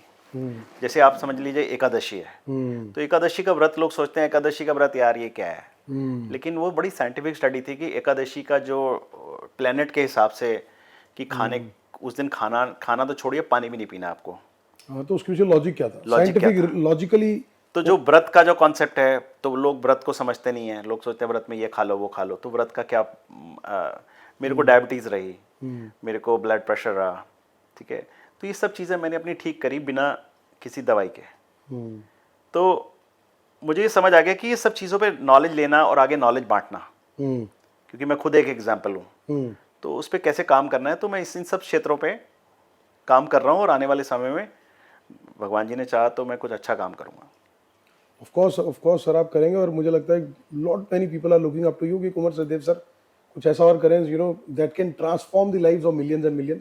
मैं 2-3 सवाल सर पर्सनली ऐसा लेना चाहूँगा, क्योंकि ये सिचुएशन कभी ना कभी जीवन में किसी न किसी के आ सकती है। कुंवर सचदेव सर ने अपनी टीम को बहुत बार मोटिवेट किया होगा, पंप अप भी किया होगा, टारगेट्स भी असाइन किए होंगे, और जब जाते होंगे तो बड़े एंथो के साथ जाते होंगे, टीम भी बड़े एस्पायरिंग उसके साथ पूरे उसके साथ खड़े होते कि सर आएंगे, एड्रेस करेंगे and all that. Most of the time आपको हमेशा लगता होगा कि आपको हमेशा अंदर एंथू फील होता होगा, एनर्जी फील होती होगी टीम को एड्रेस करते हुए। जब भी आपकी पूरे सुकाम का इंसिडेंट हुआ, कभी ऐसा हुआ कि कभी ऐसा मोमेंट आया कि जब अपनी टीम के सामने जाने हो आप हेजिटेट हो रहे हो कि यार मैं क्या बोलूँगा इनको, यार कि आज कंपनी को मुझे ऐसा करना पड़ रहा है, मुझे लोग निकालने पड़ेंगे, मुझे कंपनी बंद करनी पड़ेगी। बॉस ऐसा मोमेंट आया कि जब आपने अपनी टीम को एड्रेस किया और आप इंटरनली फील कर रहे हो कि आज तक मैंने एड्रेस कभी ऐसा नहीं किया, but I am personally feeling sceptical to address my team like this way only. तो जो आप बात कह रहे हैं बहुत, मैं इसको करना नहीं चाहता, लेकिन आप मजबूर कर रहे हो तो मैं थोड़ा बता देता हूँ। बिकॉज मैं जब कंपनी एनसीएलटी में गई तो मुझे पता था क्या होने वाला है, बाकी किसी को नहीं पता था क्या होने वाला है, और मुझे ये बताना था कि भाई आज से मैं मालिक नहीं हूँ, ये जो आरपी आए हैं ये मालिक है। तो बहुत टफ था मेरे लिए और मैं उसको सोचना नहीं चाहता, but yes you are right. और दैट मस्ट हैव बीन, मेरे को बहुत गालियाँ पड़ी है, मेरे को एम्प्लॉयज़ ने बड़े गालियाँ दी कि लोगों को लगा कि मेरी लाइफ तो बहुत अच्छी चल रही है, उन्हीं की ख़राब चल रही है और मैंने उनको फंसा दिया है। तो कुछ लोगों ने मेरी बड़ी सपोर्ट करी, कुछ लोगों ने अगेंस्ट काम किया, कुछ डीलर डिस्ट्रीब्यूटर ने मुझे बहुत गालियाँ दी, कुछ डीलर डिस्ट्रीब्यूटर मेरे साथ खड़े रहे, तो ये चला। बट ये पार्ट ऑफ लाइफ है ना, आपको अच्छाई मिलेगी, आपको नाम मिलेगा, तो ये भी मिलेगा, ये पार्ट ऑफ लाइफ है। आज भी कुछ लोग ऐसे, कुछ एम्प्लॉयज ऐसे हैं जो ऑल थ्रू एंड थिक्स आपके साथ खड़े रहे, कुछ लोग ऐसे जो आपको लगता है यार कि कुछ भी हुआ, सिचुएशन बदली, वर्स्ट आया, तो ये लोग साथ रहे। दीपक जी मैं एक बात बताऊं, मैं ना जनरली किसी को फ़ोन नहीं करता। मेरी आदत है कि मैं पिछली वाली बातों को भूल जाता हूँ। जब तक कोई मुझे फ़ोन ना करे मैं किसी को फ़ोन नहीं करता। मेरी कोशिश रहती है कि मैं किसी को ना टच बेस करूँ, और मैं थोड़ा अलूफ ही रहता हूँ। तो मेरी पिछली लाइफ थी, ख़त्म हो गई। हाँ, किसी को कोई काम पड़ता है या कोई मेरे को कुछ कहता है तो मैं कोशिश करता हूँ उसका कोई काम वाम करा दूँ, बट मैं अपनी पिछली लाइफ से कोई ऐसा नहीं है कि मैं बहुत मतलब उससे चिपका रहना चाहता हूँ या कुछ है। ठीक है, वो बहुत अच्छे लोग, बहुत बढ़िया बढ़िया लोग बन गए, नए रिश्ते भी जुड़ रहे हैं, नए लोग जुड़ रहे हैं, नए पुराने तो अपनी ज़िंदगी जी रहे हैं, तो मैं पुरानी चीज़ों में कम ही इन्वॉल्व होता हूँ। आपने एक बात कही थी सर, जैसे कि जो आपने पूरा प्रोसेस हुआ, एनसीएलटी में चला गया, ईडी सीबीआई सब कुछ हुआ, आपने सारे डेट्स क्लियर कर दिए, इंसॉल्वेंट सब कुछ खत्म कर दिया। हिंदुस्तान में शायद हर आदमी के लिए इतना आसान काम नहीं है, इतना बड़ा ड्रास्टिक डाउनवर्ड ट्रेंड देखने के बाद दोबारा स्टेबल होना, चीज़ों को क्लियर करना, खड़ा होना। अगर as a founder and entrepreneur, वो लोग जो कभी भगवान, पहली बात तो ऐसा ना हो किसी के साथ कि कोई ज़िंदगी में ऐसी सिचुएशन फेस करे, बट अगर ऐसा करे, what would be the best piece of advice and tip from Kunwar Sachdev sir कि यार अगर ज़िंदगी में ऐसी आई तो हिंदुस्तान के अंदर भी रहकर अगर तुम्हें दोबारा अपने आप को स्टेबल करना है, this is the way to do it. तो देखिए, मैं तो खुद बहुत परेशान रहा, तो मुझे मैं क्या इस बारे में क्या एडवाइस दूंगा, लेकिन हाँ मेरे से चीज़ें होती चली गई, तो मुझे लगता है कि देखिए थोड़ा पेशेंस चाहिए कि टाइम ख़राब आया तो उसको ये समझना कि ज़रूरी है कि हाँ ये टाइम ख़राब है, पहले तो मानना, अपने खर्चे कम करना। कई बार लोग दुनिया के चक्कर में कि भाई दुनिया क्या बोलेगी, आदमी खर्चे बढ़ाता चला जाता है। तो मैंने सबसे पहला काम ये किया कि अपने घर में जितने भी लोग थे कम कर दिए, अपने ड्राइवर कम कर दिए, गाड़ियाँ वैसे ही सुकैम में चली गई थी वापस। तो मैंने अपने आप को ये पहले एक्सेप्ट कराया कि ये चीज़ हो गई है। तो सबसे बड़ा चैलेंज क्या होता है कि आप अपने पास से निकलना नहीं चाहते, तो लेट गो वाली सीन का सबसे बड़ा प्रॉब्लम है। yes. कि जिस दिन आपको पता लग गया ये मेरा स्टेटस चेंज हो गया, ठीक है, उसको लोग एक्सेप्ट नहीं करना चाहते। मुझे लगता है कि मेरा बहुत अच्छा टाइम और रहा। उसी ट्रैप में बने रहते हैं, फिर डेट पे डेट, डेट पे डेट। हाँ, तो मैंने सबसे अच्छा काम किया, मैंने अपने आप को एक्सेप्ट कर लिया कि भाई ये चीज़ें नहीं रही हैं, और नहीं है तो नहीं है। खर्चे कम करे, लोगों को निकाला, प्यार से बोला भाई देख यार मेरे पास तो नहीं है पैसे। मेरे को एक ड्राइवर था जो कहता था सर मैं आपके साथ ही रहूँगा, एक रह भी गया ड्राइवर मेरे साथ। तो सबसे बड़ा जो मुझे चैलेंज आया, तो जब आदमी को डिप्रेशन आता है या जो चैलेंजेस आते हैं लाइफ में, तो आदमी अपने आप को अकेले कमरे में बंद कर लेता है और किसी से बात नहीं करता, अंदर ही अंदर अपने सोचता रहता है, घुलता रहता है, पिलता रहता है। तो मैंने ये देखा अपने पूरे कार्यकाल में कि भाई एक चीज़ मैंने बड़ी रेगुलर करी कि जाके धूप में बैठना, क्योंकि जो विटामिन डी है ना, ये आपके दिमाग को काफ़ी सेट रखता है। तो पहले तो मैं काफ़ी देर नहीं भी गया, फिर मुझे किसी ने समझाया कि यार विटामिन डी लेना ज़रूरी है। तो मैं विटामिन डी लेने के लिए मतलब दिन में 3-3, 4-4 घंटे विटामिन डी लिया, और सेकंड में लोगों से मिला जाके। जब तक मेरा अंधकार दूर नहीं हुआ, जब तक मैं लोगों से नहीं मिला, जब तक मैं घर के अंदर बैठा था तो मैं प्रिजनर था अपनी थॉट का, अपनी नेगेटिविटी का।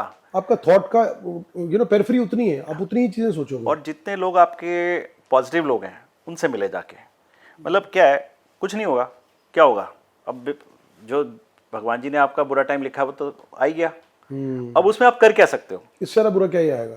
नहीं, ये नहीं कह सकते सर, ये गलत बात है। ये मुझे बहुत लोगों ने बोला कि इससे ज्यादा बुरा क्या आएगा, मैंने कहा नहीं ये नहीं पता भी। हाँ, नहीं बात तो बुरा क्या आएगा ये नहीं पता, तो बुरे की कोई लिमिट नहीं है, यू नेवर नो तो सर। ये आप नहीं बोल सकते। नहीं ठीक है सर। पॉइंट ये है कि आप गए, बाहर गए, लोगों से मिले, जो लोग आपको पता है पॉजिटिव हैं उनसे मिले, और मिलने के बाद जो रिजल्ट आते हैं आप सोच नहीं सकते। पहला, लोग आपको संतावना देते हैं, आपको धीरज बताते हैं कि यार कोई बात नहीं, कुछ हो गया, कोई बात नहीं, फिर एग्जाम्पल सुनाते हैं यार इसका हुआ था, इसका हुआ था, तो आप पहले लग गए, किसी से बात करना शुरू करा, तो आप थोड़े से नॉर्मल होने शुरू होते हो। सही बात। क्योंकि वही आदमी है जो, आप देखिए मैं वही आदमी हूँ जिसके पीछे दुनिया भागती थी, मैं वही आदमी हूँ जिसके बाहर बैंक बैठे रहते थे कि पैसा ले लो, और एक दिन ऐसा आया मैं बाहर बैंकों के बाहर बैठा हूँ कि सर छोड़ दो, माफ कर दो सर, ठीक है, डेट छोड़ दो मेरा। तो वही आदमी सेम आदमी होता है, वही सक्सेसफुल था और आज एक ही फेलियर है।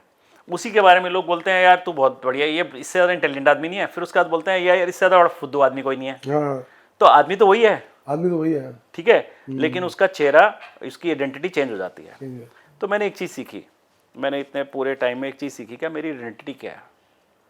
तो हम ज़्यादातर आइडेंटिटी बनाते हैं लोगों की थॉट से कि ये मेरे बारे में क्या सोचता है। तो मुझे लगता है कि मैंने कभी किसी के बारे कभी सोचा ही नहीं कोई मेरे बारे में क्या सोचता है। मेरे को किसी ने कहा ये नहीं करना, तो मैंने कहा करना ही है यार। तो मैं ना कभी भी कन्फॉर्मिटी के साथ चलता नहीं हूँ कि ये यही करना, तो मैं कभी नहीं करता, किसी को कॉपी नहीं करता। तो मैंने ये सीखा लाइफ में, आपको ये समझना है कि सक्सेस या फेलियर या मेरी लाइफ क्या है, क्या लोगों के दया पे है कि लोग हमारे बारे में बोले कि तू खराब है या तू अच्छा है। तो अच्छा भी जब बोल रहे हैं लोग तो भी हम उनकी दया पे हैं। सही बात है। कब बोलना शुरू करेंगे खराब है, तो दुनिया को तो सुनना नहीं है। आप ये देखो आपने क्या किया है। और मुझे लगता है कि मेरा बहुत अच्छा टाइम निकला पढ़ने लिखने में। मैंने बहुत कुछ सीखा, मैंने वेबसाइट बनानी सीखी, वर्डप्रेस सीखा, फिर एआई में बड़ा सारा काम किया। मैं अभी आज की डेट में मैं आपको बता नहीं सकता, मैं वेबसाइट्स बना रहा हूँ अपना ही एक सॉफ्टवेयर बनाया है, उससे वेबसाइट एआई से डेवलप हो जाती है विद इन नो टाइम। मैं आपको वो दूंगा सॉफ्टवेयर बनाने के लिए, आप अपनी वेबसाइट खुद डेवलप कर लेंगे विद इन मतलब 1 आवर, एंड उसके बाद जो अपडेट करना है आप ही करेंगे, इतना सिंपल वे में। क्या बात है। और डेवलप करके फिर मैं आपको बताऊंगा कि मैंने बनाई सर। तो मैं बता रहा हूँ ना, मैंने सीखा बहुत, और मेरे में सीखने की इच्छा जो है बहुत प्रबल रहती है। मैं कोई भी चीज़ को सीखता हूँ, मैं समझ लेता हूँ कि मुझे नहीं आ रही है, तो मैं सीखने की कोशिश करता हूँ और उसमें लगा रहता हूँ। फेल होता रहता हूँ, कंटिन्यूसली फेल होता रहता हूँ। मुझे लग रहा है यार चलो ये नहीं हो रहा, ये नहीं हो रहा, ये नहीं हो रहा, लेकिन मैं कहता हूँ यार ठीक है कोई बात नहीं, करेंगे। वो मेरे अंदर एक बहुत प्रबल इच्छा है। तो मुझे लगता है कि आप किसी ना किसी चीज़ में इन्वॉल्व हो। पैसे की बात नहीं है, पैसे मिल रहे हैं नहीं मिल रहे, चलो जाओ किसी मतलब कहीं जाके आप, मैं गुरुद्वारे में भी गया सेवा करने। तो आपको कहीं ना कहीं इन्वॉल्व रहना है आप, क्योंकि आपका ये टाइम खराब आ गया, भगवान जी ने आपका टाइम खराब लिख दिया है, ठीक है। जब अच्छा लिखा था तो अच्छा था, अब भगवान जी ने आपका टाइम खराब लिख दिया, उसको पहले एक्सेप्ट करना, फिर उसके हिसाब से चलना। और आप किसी तरह से जब आप इन्वॉल्व रहते हैं किसी चीज़ में, तो थोड़ा सा नेगेटिव से आप बाहर निकलते हैं और लोगों से मिलें, अपॉर्चुनिटियाँ ढूंढें जो आप कर सकते हैं। तो सबसे बड़ा चैलेंज होता है पॉजिटिव रहना। नेगेटिविटी आपको इतना ज़बरदस्त घेर लेती है, ऐसे लगता है सारी दुनिया खत्म हो चुकी है और सब कुछ खराब है। उससे बाहर निकलना सबसे बड़ा चैलेंज है।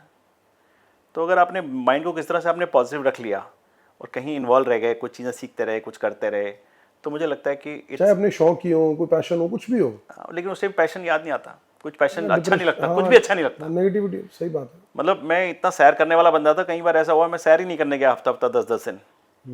और मेरे को सैर करना बहुत अच्छा लगता है, तो मैं भागने वाला बंदा हूँ, स्विमिंग करने वाला बंदा हूँ, तो ऐसी बड़ी सारी चीज़ें हैं। लेकिन वो क्या होता है जब आप थोड़ा सा डिप्रेशन में आते हैं, वो सब चीज़ें आप करना ही नहीं चाहते, कुछ भी नहीं करना चाहते, खाना ही नहीं खाना चाहते, अच्छा नहीं लगता ना, रात को नींद नहीं आती है। सही बात। तो ये सब चैलेंजेस हैं, बट मैं तो लगता है कि अगर आप थोड़ा सा, जैसे मैं भगवान में ज़्यादा विश्वास नहीं रखता, मेरी वाइफ बहुत ज़्यादा तो उसके मैंने सीखा कि धीरे धीरे भाई जो ये जो सृष्टि चल रही है उसके हम तो चालक नहीं हैं, कोई तो चला ही रहा है, चला कोई और रहा है, कुदरत कुछ तो है ही है। तो हम तो भाई सिर्फ वही हैं, सिपाही हैं। तो उस एंगल से थोड़ा सा लाइफ को थोड़ा सोचना शुरू किया, थोड़ा चीज़ें करी, तो मुझे लगता है धीरे धीरे धीरे चीज़ें, फिर देखो भगवान जी ने अगर आपका टाइम डाउनफॉल करा है तो शायद उन्होंने सोचा आपके लिए अच्छा भी सोचा हो, क्योंकि पहले अच्छा रखा था, तो इसका मतलब you are a blessed child ना, कि आपको किसी भगवान ने कुछ अच्छा दिया था, तो मतलब इसके लिए आप भगवान के कोई स्पेशल एब्सोल्युटली दूत हैं। एक स्पीड ब्रेकर शायद बीच में बनाया होगा, बीच में स्पीड ब्रेकर बनाया है, तो आप उसको पार करेंगे तो फिर बहुत अच्छा होगा, फिर अच्छा हो जाएगा। फोकस्ड रहना बस, कि आप वो थोड़ा बहुत जंप आ भी गया तो हो जाएगी, धीरे धीरे गाड़ी आ जाएगी पटरी पे। एक मैं सर एक जनरल बिजनेसमैन के तौर पे मैंने अलग अलग लोगों के साथ जब इंटरेक्ट किया, तो मैंने हर तरह के ना, हर आदमी के अंदर अलग अलग तरह के ट्रेड्स ऑब्जर्व करें, क्योंकि जैसे आपने सीखने की बात, तो मेरी कोशिश होती है कि ट्रेड ऑब्जर्व करें। कुछ लोग ऐसे होते हैं जिनको शुद्ध भाषा में कहते हैं पैसे का पीर, कि वो पैसे के पीर है, उनको कहते हैं भाई साहब मेरे लिए धंधा मैटर करता है, कोई इमोशन नहीं भाई, भाड़ में गया इमोशन, मुझे जहाँ से पैसा मिलेगा चाहे किसी की गर्दन काटनी पड़े। एक तरह का धंधे वाला वो होता है। एक धंधे वाला ऐसा होता है जो कहता है यार मैं भैया बिल्कुल मॉरल और एथिक्स पे चलूंगा भाई, घाटा हो जाए एथिक्स से कॉम्प्रोमाइज़ नहीं करूंगा भाई, कम खा लूंगा एथिक्स से नहीं करूंगा। तीसरी तरह का आदमी होता है जो कहता है कि भाई मुनाफा भी कमाना है, थोड़ा बहुत एथिक्स में कर लेंगे यार, वो भी कर लेंगे। एक शुद्ध धंधे वाला हिंदुस्तान के अंदर ऑनेस्टी से 100% शुद्ध धंधा करके कामयाब हो सकता है। तो दीपक जी इसका आंसर मैं ऐसे दूंगा, मैं अपनी लाइफ के एग्जांपल से दूंगा। तो जब मैं शुरू में बिज़नेस कर रहा था तो मुझे नहीं पता था कि सही गलत क्या है, ठीक है। तो आप सब तरह के बिज़नेस कर रहे हो, आपको नहीं पता कि मैं सेल टैक्स क्या है, इनकम टैक्स क्या है, जीएसटी क्या है। फिर एक टाइम आता है आप बड़े हो जाते हो, फिर वो एजेंसी आपको आके ठोकती हैं, ठीक है। फिर आपको समझ आ जाता है यार ये सब चीज़ें हम नहीं हो सकती हैं, ठीक है। तो आप over a period of time एक ही आदमी ये डिफरेंट चीज़ें देखता है जो आप देख रहे हो। पहले आपकी नीड होती है कि भाई पैसा कमाना है, किसी तरह से भी घर चलाना है, बीवी बच्चे पालने हैं, तो आप कुछ भी करते हो। फिर एक लेवल आता है जहाँ आपको कुछ अचीव हो जाता है, फिर आपको लगता है ये अचीवमेंट को अगर आगे लेके जाना है तो ये सब चीज़ें नहीं चलेंगी। लीगल क्या है, फ्रेमवर्क क्या है, चीज़ें क्या है, वो फिर धीरे धीरे चलें। आज मैं अगर कोई काम करता हूँ तो मैं सारा लीगल समझता हूँ कि भाई इसमें क्या क्या चैलेंजेस आ सकते हैं, लीगल के क्या चैलेंजेस आते हैं। जब मैं चालू हुआ था मुझे ये सब बातें पता ही नहीं थी। तो ये सब एक ही आदमी के 3 फेज़ हो सकते हैं, कि जहाँ आदमी कहता है यार मुझे पैसे हैं। और जहाँ तक इमोशंस का सवाल है, तो मुझे लगता है जो आदमी अपने बिजनेस में इमोशन के साथ इन्वॉल्व नहीं है तो उसके रिजल्ट आने चांसेस मुश्किल है। और खाली अगर पैसे ही कमाना है और फिर पैसे के बाद करेंगे क्या, चलो पैसा कमा लिया फिर क्या करेंगे। तो मैंने एक समय में बहुत पैसा कमा लिया, मुझे जो चाहिए था मैं ले सकता था, तो फिर क्या करेंगे। तो लाइफ का ना पूरा सर्कल है जहाँ पे आप सब चीज़ें एक ही आदमी में होती हैं, वो धीरे धीरे धीरे पहली एक दिखती है, इवॉल्व होता है, with the passage of time वो इवॉल्व होता है, क्योंकि लगता है कि वो अगर नहीं होगा तो भैया वो फिर बाकी चीजें परेशान करेंगी, वो स्मूथ नहीं चलने देगी। तो इवॉल्व होता जाता है। कई लोग कहते हैं यार बिजनेस में यार पॉलिटिक्स की बड़ी वो अहमियत है, ये है वो है। मुझे तो लगता है जब आप नया बिजनेस शुरू कर रहे हो, आपका क्या पॉलिटिक्स से लेना देना, कौन आएगा आपको हेल्प करने, कोई आपकी हेल्प भी करना चाहे तो नहीं कर पाएगा। धंधा करो अपना, धंधा करो आप। और पॉलिटिक्स का तो कोई बिजनेस से मेरे को तो आज तक कभी कुछ समझ ही नहीं आया। लोग कहते हैं हम इसको जानते हैं, हम उसको जानते हैं। मैं कहता हूँ हो सकता होगा, लेकिन मुझे नहीं समझ आता कि ये सब चीज़ें इंपॉर्टेंट होती हैं। आप अपने बिजनेस पे फोकस रखो, अपने प्रोडक्ट पे फोकस रखो, जो भी आप सर्विसेज या प्रोडक्ट दे रहे हो उसको अच्छा करो, कोई आपको रोक नहीं सकता। बाकी भगवान जी का तो हाथ चाहिए। जब कोई धंधा शुरू करता है ना, और धंधा शुरू करने के लिए 2 तरीके होते हैं, या तो आप खुद का पैसा लगा लो, जिसको आप ये कह लो कि बूट स्ट्रैपिंग या फंडिंग करा लो। आपके हिसाब से आपने एक्सपीरियंस कर लिया, खुद का पैसा भी लगाया, फिर फंडिंग भी कराई। आपके हिसाब से एक बंदे को कंपनी बनानी हो, धंधा करना हो, बड़ा बनना हो, बेटर क्या है? देखिए फंडिंग वाला कॉन्सेप्ट क्या है कि मैं किसी का पैसा लेके काम करूंगा, ठीक है, वो तो शेख चिल्ली वाली बात हो गई कि मैं किसी का पैसा लूँगा, पहले तो मिले ना मिले पता नहीं, मिल गया तो उसके साथ बड़ी सारी कंडीशन अटैच होती हैं। लेकिन आजकल तो वो शो भी चलता है ना, देते हैं तेरे धंधे में 2 करोड़ कर दिया, इन्वेस्टर चलता वो तो मैं भी कर रहा हूँ लोगों का, लेकिन वो सबसे इंपॉर्टेंट है कि उसने अगर अपना पैसा नहीं लगा रखा, अपनी जान नहीं लगा रखी, तो हम उसमें क्यों पैसा लगाएंगे? तो पहले तो हर कोई ये देखता है हमारा ही डुबा देगा ये। तो अपने ही डुबा देगा। तो जो लगाने वाले हैं वो भी तो ये देख रहे हैं, कोई ऐसे तो बिजनेस देता नहीं आइडिया लेके आ जाओ। आइडिया तो हिंदुस्तान में हर एक आदमी के पास 10 आइडियाज हैं। आप जिससे पूछो वो कहेगा मेरे पास ये आइडिया, मेरे पास पैसे नहीं है। तो भी पहले जो काम बिना पैसे के करा जा सकता है, या जितने पैसे अपनी जेब में है, लोगों से अपने दोस्तों से उधार ला के काम करके दिखा, मजा आए ना। तो जिसको करना है वो करेगा, किसी भी तरह से करेगा। तो वो लोग चाहिए। खाली ये कि भाई मैं पैसा आएगा तो मैं ये बिजनेस करूंगा, मुझे नहीं लगता कोई ऐसा, बहुत सारे ऐसे एग्जाम्पल होंगे, मैं नहीं मानता। लोगों ने कहीं ना कहीं कुछ ना कुछ पहले किया, किसी से पैसे उधार लिए, छोटा सा बिजनेस खड़ा करा, कुछ एक मॉडल खड़ा करा, कुछ तो किया ही होगा, फिर उसके बेसिस पे लोगों ने उनको फंडिंग करी। ऑफ कोर्स उनको लगा होगा। लेकिन कई लोगों को लगता है पर हमें इसको फंडिंग मिल गई यार, तो उनको ये नहीं समझ आता, उसके पीछे की कहानी समझ नहीं आती लोगों को। भाई कुछ तो बंदे ने किया ही होगा, कुछ तो किया होगा, अंधे की तरह थोड़ी पैसा दे दिया किसी ने उसको। बिल्कुल, कुछ तो बंदे ने काम किया। संजीव बिखचंदानी है, ठीक है, उनके जो मैं उनको अच्छी तरह से जानता हूँ, मेरे साथ काफी उनकी मुलाकातें हुई। उन्होंने अपनी एक बरछत्ती से काम किया था, मतलब उनकी बरसाती थी, उस पर उन्होंने काम शुरू किया था। तो मैं जितने भी लोगों को मिला, मैंने सबके साथ देखा उन्होंने अपनी लाइफ में काफी अच्छी स्ट्रगल करी है। और जब उनको लोग तो अच्छे वाला टाइम देख रहे हैं, ऑफ कोर्स, पर उन्होंने वो टाइम देखे हुए हैं। एक रियलिस्टिक सवाल पूछता हूँ, शायद आपके दिल के करीब होगा और बहुत सारे लोग पूछना चाहेंगे इस बारे में। अगर आज दोबारा आपके सामने 25 साल का कुंवर सचदेव खड़ा हो, क्या सलाह देंगे धंधा करने के लिए? मैं क्यों सलाह दूंगा, मैं काम करूंगा। नहीं, फिर भी मतलब मैं इसलिए कह रहा हूँ कि वो 25 साल का लड़का, हिंदुस्तान के वो युवा है जो आपकी जर्नी से सीखकर धंधा करना चाहते हैं। तो देखिए, मैं तो एक ही बात बोलूँगा कि देखिए, किसी को ना अपनी क्षमता के बारे में मालूम नहीं होता। तो आपको अपनी क्षमता को जानने के लिए काम करना है। लोग कहते हैं इस देश में बड़ी बेरोजगारी है। बेरोजगारी इस वजह से नहीं है कि लोग नहीं है, बेरोजगारी काम नहीं है, बेरोजगारी इसलिए है कि मेरे पास एक डिग्री है, मैं उस डिग्री के हिसाब से काम करना चाहता हूँ। अब वो डिग्री आपको कुछ ऐसी चीज़ नहीं है, सिर्फ आप एक ग्रेजुएट हैं या आप MBA हैं या कुछ है, लेकिन उसके हिसाब से आपको जॉब नहीं मिल रहा है।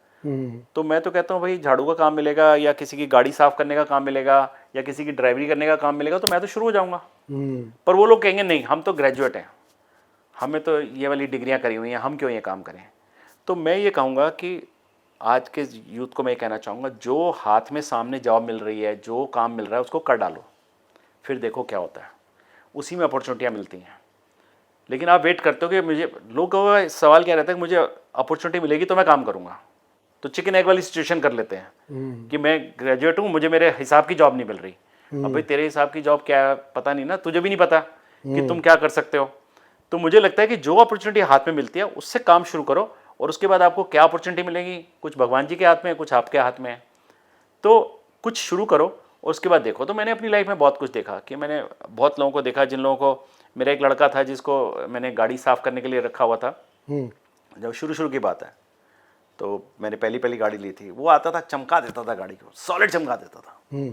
मतलब मैं उसको दूर से देख रहा होता था, अपनी ऊपर से मेरा घर था फर्स्ट फ्लोर पे, वो नीचे दिखता था, वो गाड़ी चमकाने में एक एक चीज़ को, मतलब उस लड़के को मैंने किसी टाइम पे हायर किया और वो आज एक बहुत अच्छी पोजीशन पे है। मैं बताना नहीं चाहूँगा उसका कोई स्टेटस।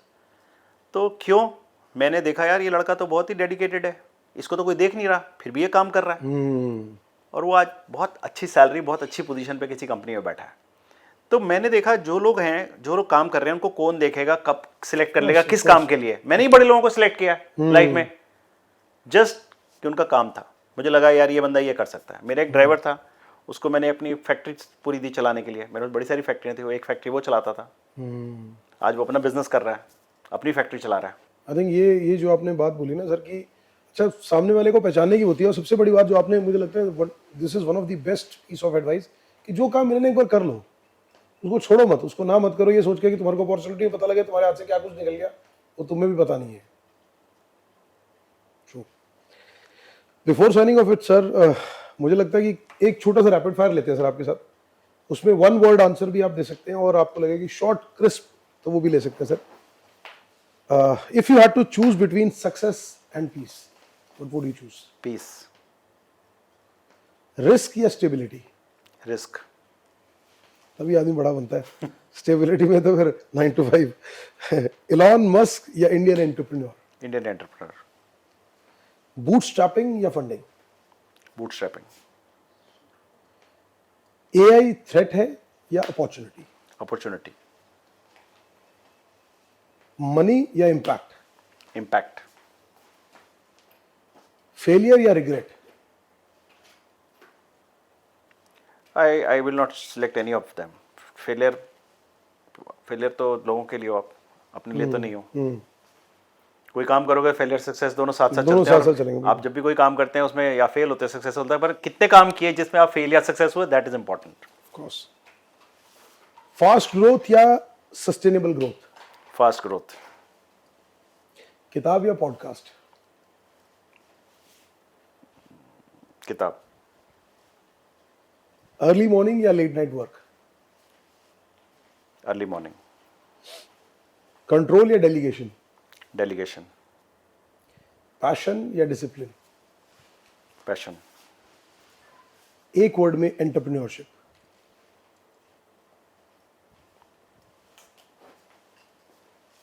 तो पैशन ही कह लेते हैं। पैशन ही है ना, वो तो है अपने अंदर। बने ना बने बात अलग है, वो तो है सर। एक अंतिम सवाल sir before signing off, entrepreneurs को हिंदुस्तान में पुश करते हैं या क्रश? क्रश। तो समाधान ही बता दो सर। एंटरप्रेन्योर हो गए, मरवा दिया हमारे को, काम फंसा दिया हमारे को। तो एक समाधान ही बता दो सर, क्रश से निकलने का। तो यही तो एंटरप्रेन्योर है। इंडिया में एंटरप्रेन्योरशिप यही है कि आपको सारी दुनिया क्रश करेगी, आपके परिवार वाले भी आपको करेंगे, तो उससे ही निकलना तो एंटरप्रेन्योरशिप है। Wonderful, इसलिए आपको नाम ही इसलिए एंटरप्रेन्योरशिप दिया वैसे है। बात गजब की है। इसमें उद्यमी, हमारे हिंदुस्तान में हिंदी वर्ड में उसको उद्यमी बोला जाता उद्यमी है। बोला जाता है। तो उद्यम का मतलब क्या है? उद्यम मचाओ। उद्यम मचाओ, उद्यमी हो, सारे लोग आपको उद्यमी मानेंगे कि उद्यमी हो। झेलते रहो। तो बात तो सही है तो सर। आपको आपका नाम ही हिंदुस्तान में हिंदी में उद्यमी दिया गया है। वंडरफुल सर, बहुत बढ़िया बढ़िया इलाबोरेट किया सर आपने। और जेन्युइनली सर, मतलब दिल से मजा आया sir. It was wonderful wonderful interacting with you. और मुझे लगता है कि more than a podcast, it was a real life heart talk, जिसमें बहुत सारी ऐसी बातें जो शायद मुझे लगता है कि हर आदमी को आज लाइफ में, चाहे कोई नौकरी कर रहा है, धंधा कर रहा है, काम जो भी कर रहा है, चाहे पढ़ाई भी कर रहा है, he or she needs to understand and learn these things, or you know, these traits of life। वो शायद आप जिंदगी के किसी भी फील्ड में जाओ तो मुझे लगता है आपको हार और जीत दोनों पहलुओं को बैलेंस करके चलना सिखाते हैं। और साथ में आपको ये भी सिखाते हैं जब डार्केस्ट फेस आए तो उस फेस से निकलना कैसे है, और जब आपके हाईज आए तो उस टाइम पे भी आपको किस तरह से अपने आप को you need to keep yourself calm and maintain at that level, because you never know, life is very unpredictable, so you never know what is coming next and what is waiting for you ahead actually. So it was wonderful interacting you, sir. Thank you so much, sir. Thank you very much. Thank you so much, sir. Thank you for coming to my home and taking this interview. No, sir. Absolutely, it is indeed my pleasure, sir. और मुझे लगता है कि लोग बहुत प्यार देंगे आपके इस इंटरव्यू को, और मुझे I genuinely wish कि लोग देखें, प्यार करें, कमेंट्स करें, और कुंवर सदेव सर की इस जर्नी से आपको क्या सीखने को मिला वो भी हमारे कमेंट बॉक्स में जरूर बताइएगा। और आपको लगता है कि इस स्टोरी से आप अपनी लाइफ को कहीं ना कहीं आपके किसी ट्रेड को, एस्पेक्ट को कनेक्ट करते हैं, जरूर मेंशन करिएगा, टैग करिएगा।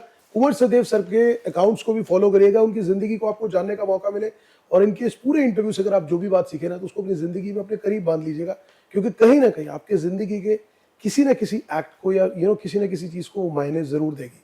थैंक यू फॉर वॉचिंग चाय के साथ दिल की बात। और इसी तरह से चाय पीते हुए, चाय की मिठास के साथ चुस्कियां पीते हुए, हालांकि अब चाय नहीं पी क्योंकि हम चाय पी चुके थे, लेकिन इसके साथ इस चाय की मिठास को आपकी जिंदगी तक और आपके दिलों तक पहुंचाने की कोशिश करते रहेंगे। और इसी तरह हार्टफेल्ट स्टोरीज और लोगों की जिंदगी की स्टोरीज आपकी जिंदगी तक लाते रहेंगे, और कोशिश करेंगे इस चाय की थोड़ी सी मिठास आपकी जिंदगी में भी पहुंचाते रहे। दिस इज आवर, यही हमारी कोशिश थी और ये हमारी इंटेंशन है।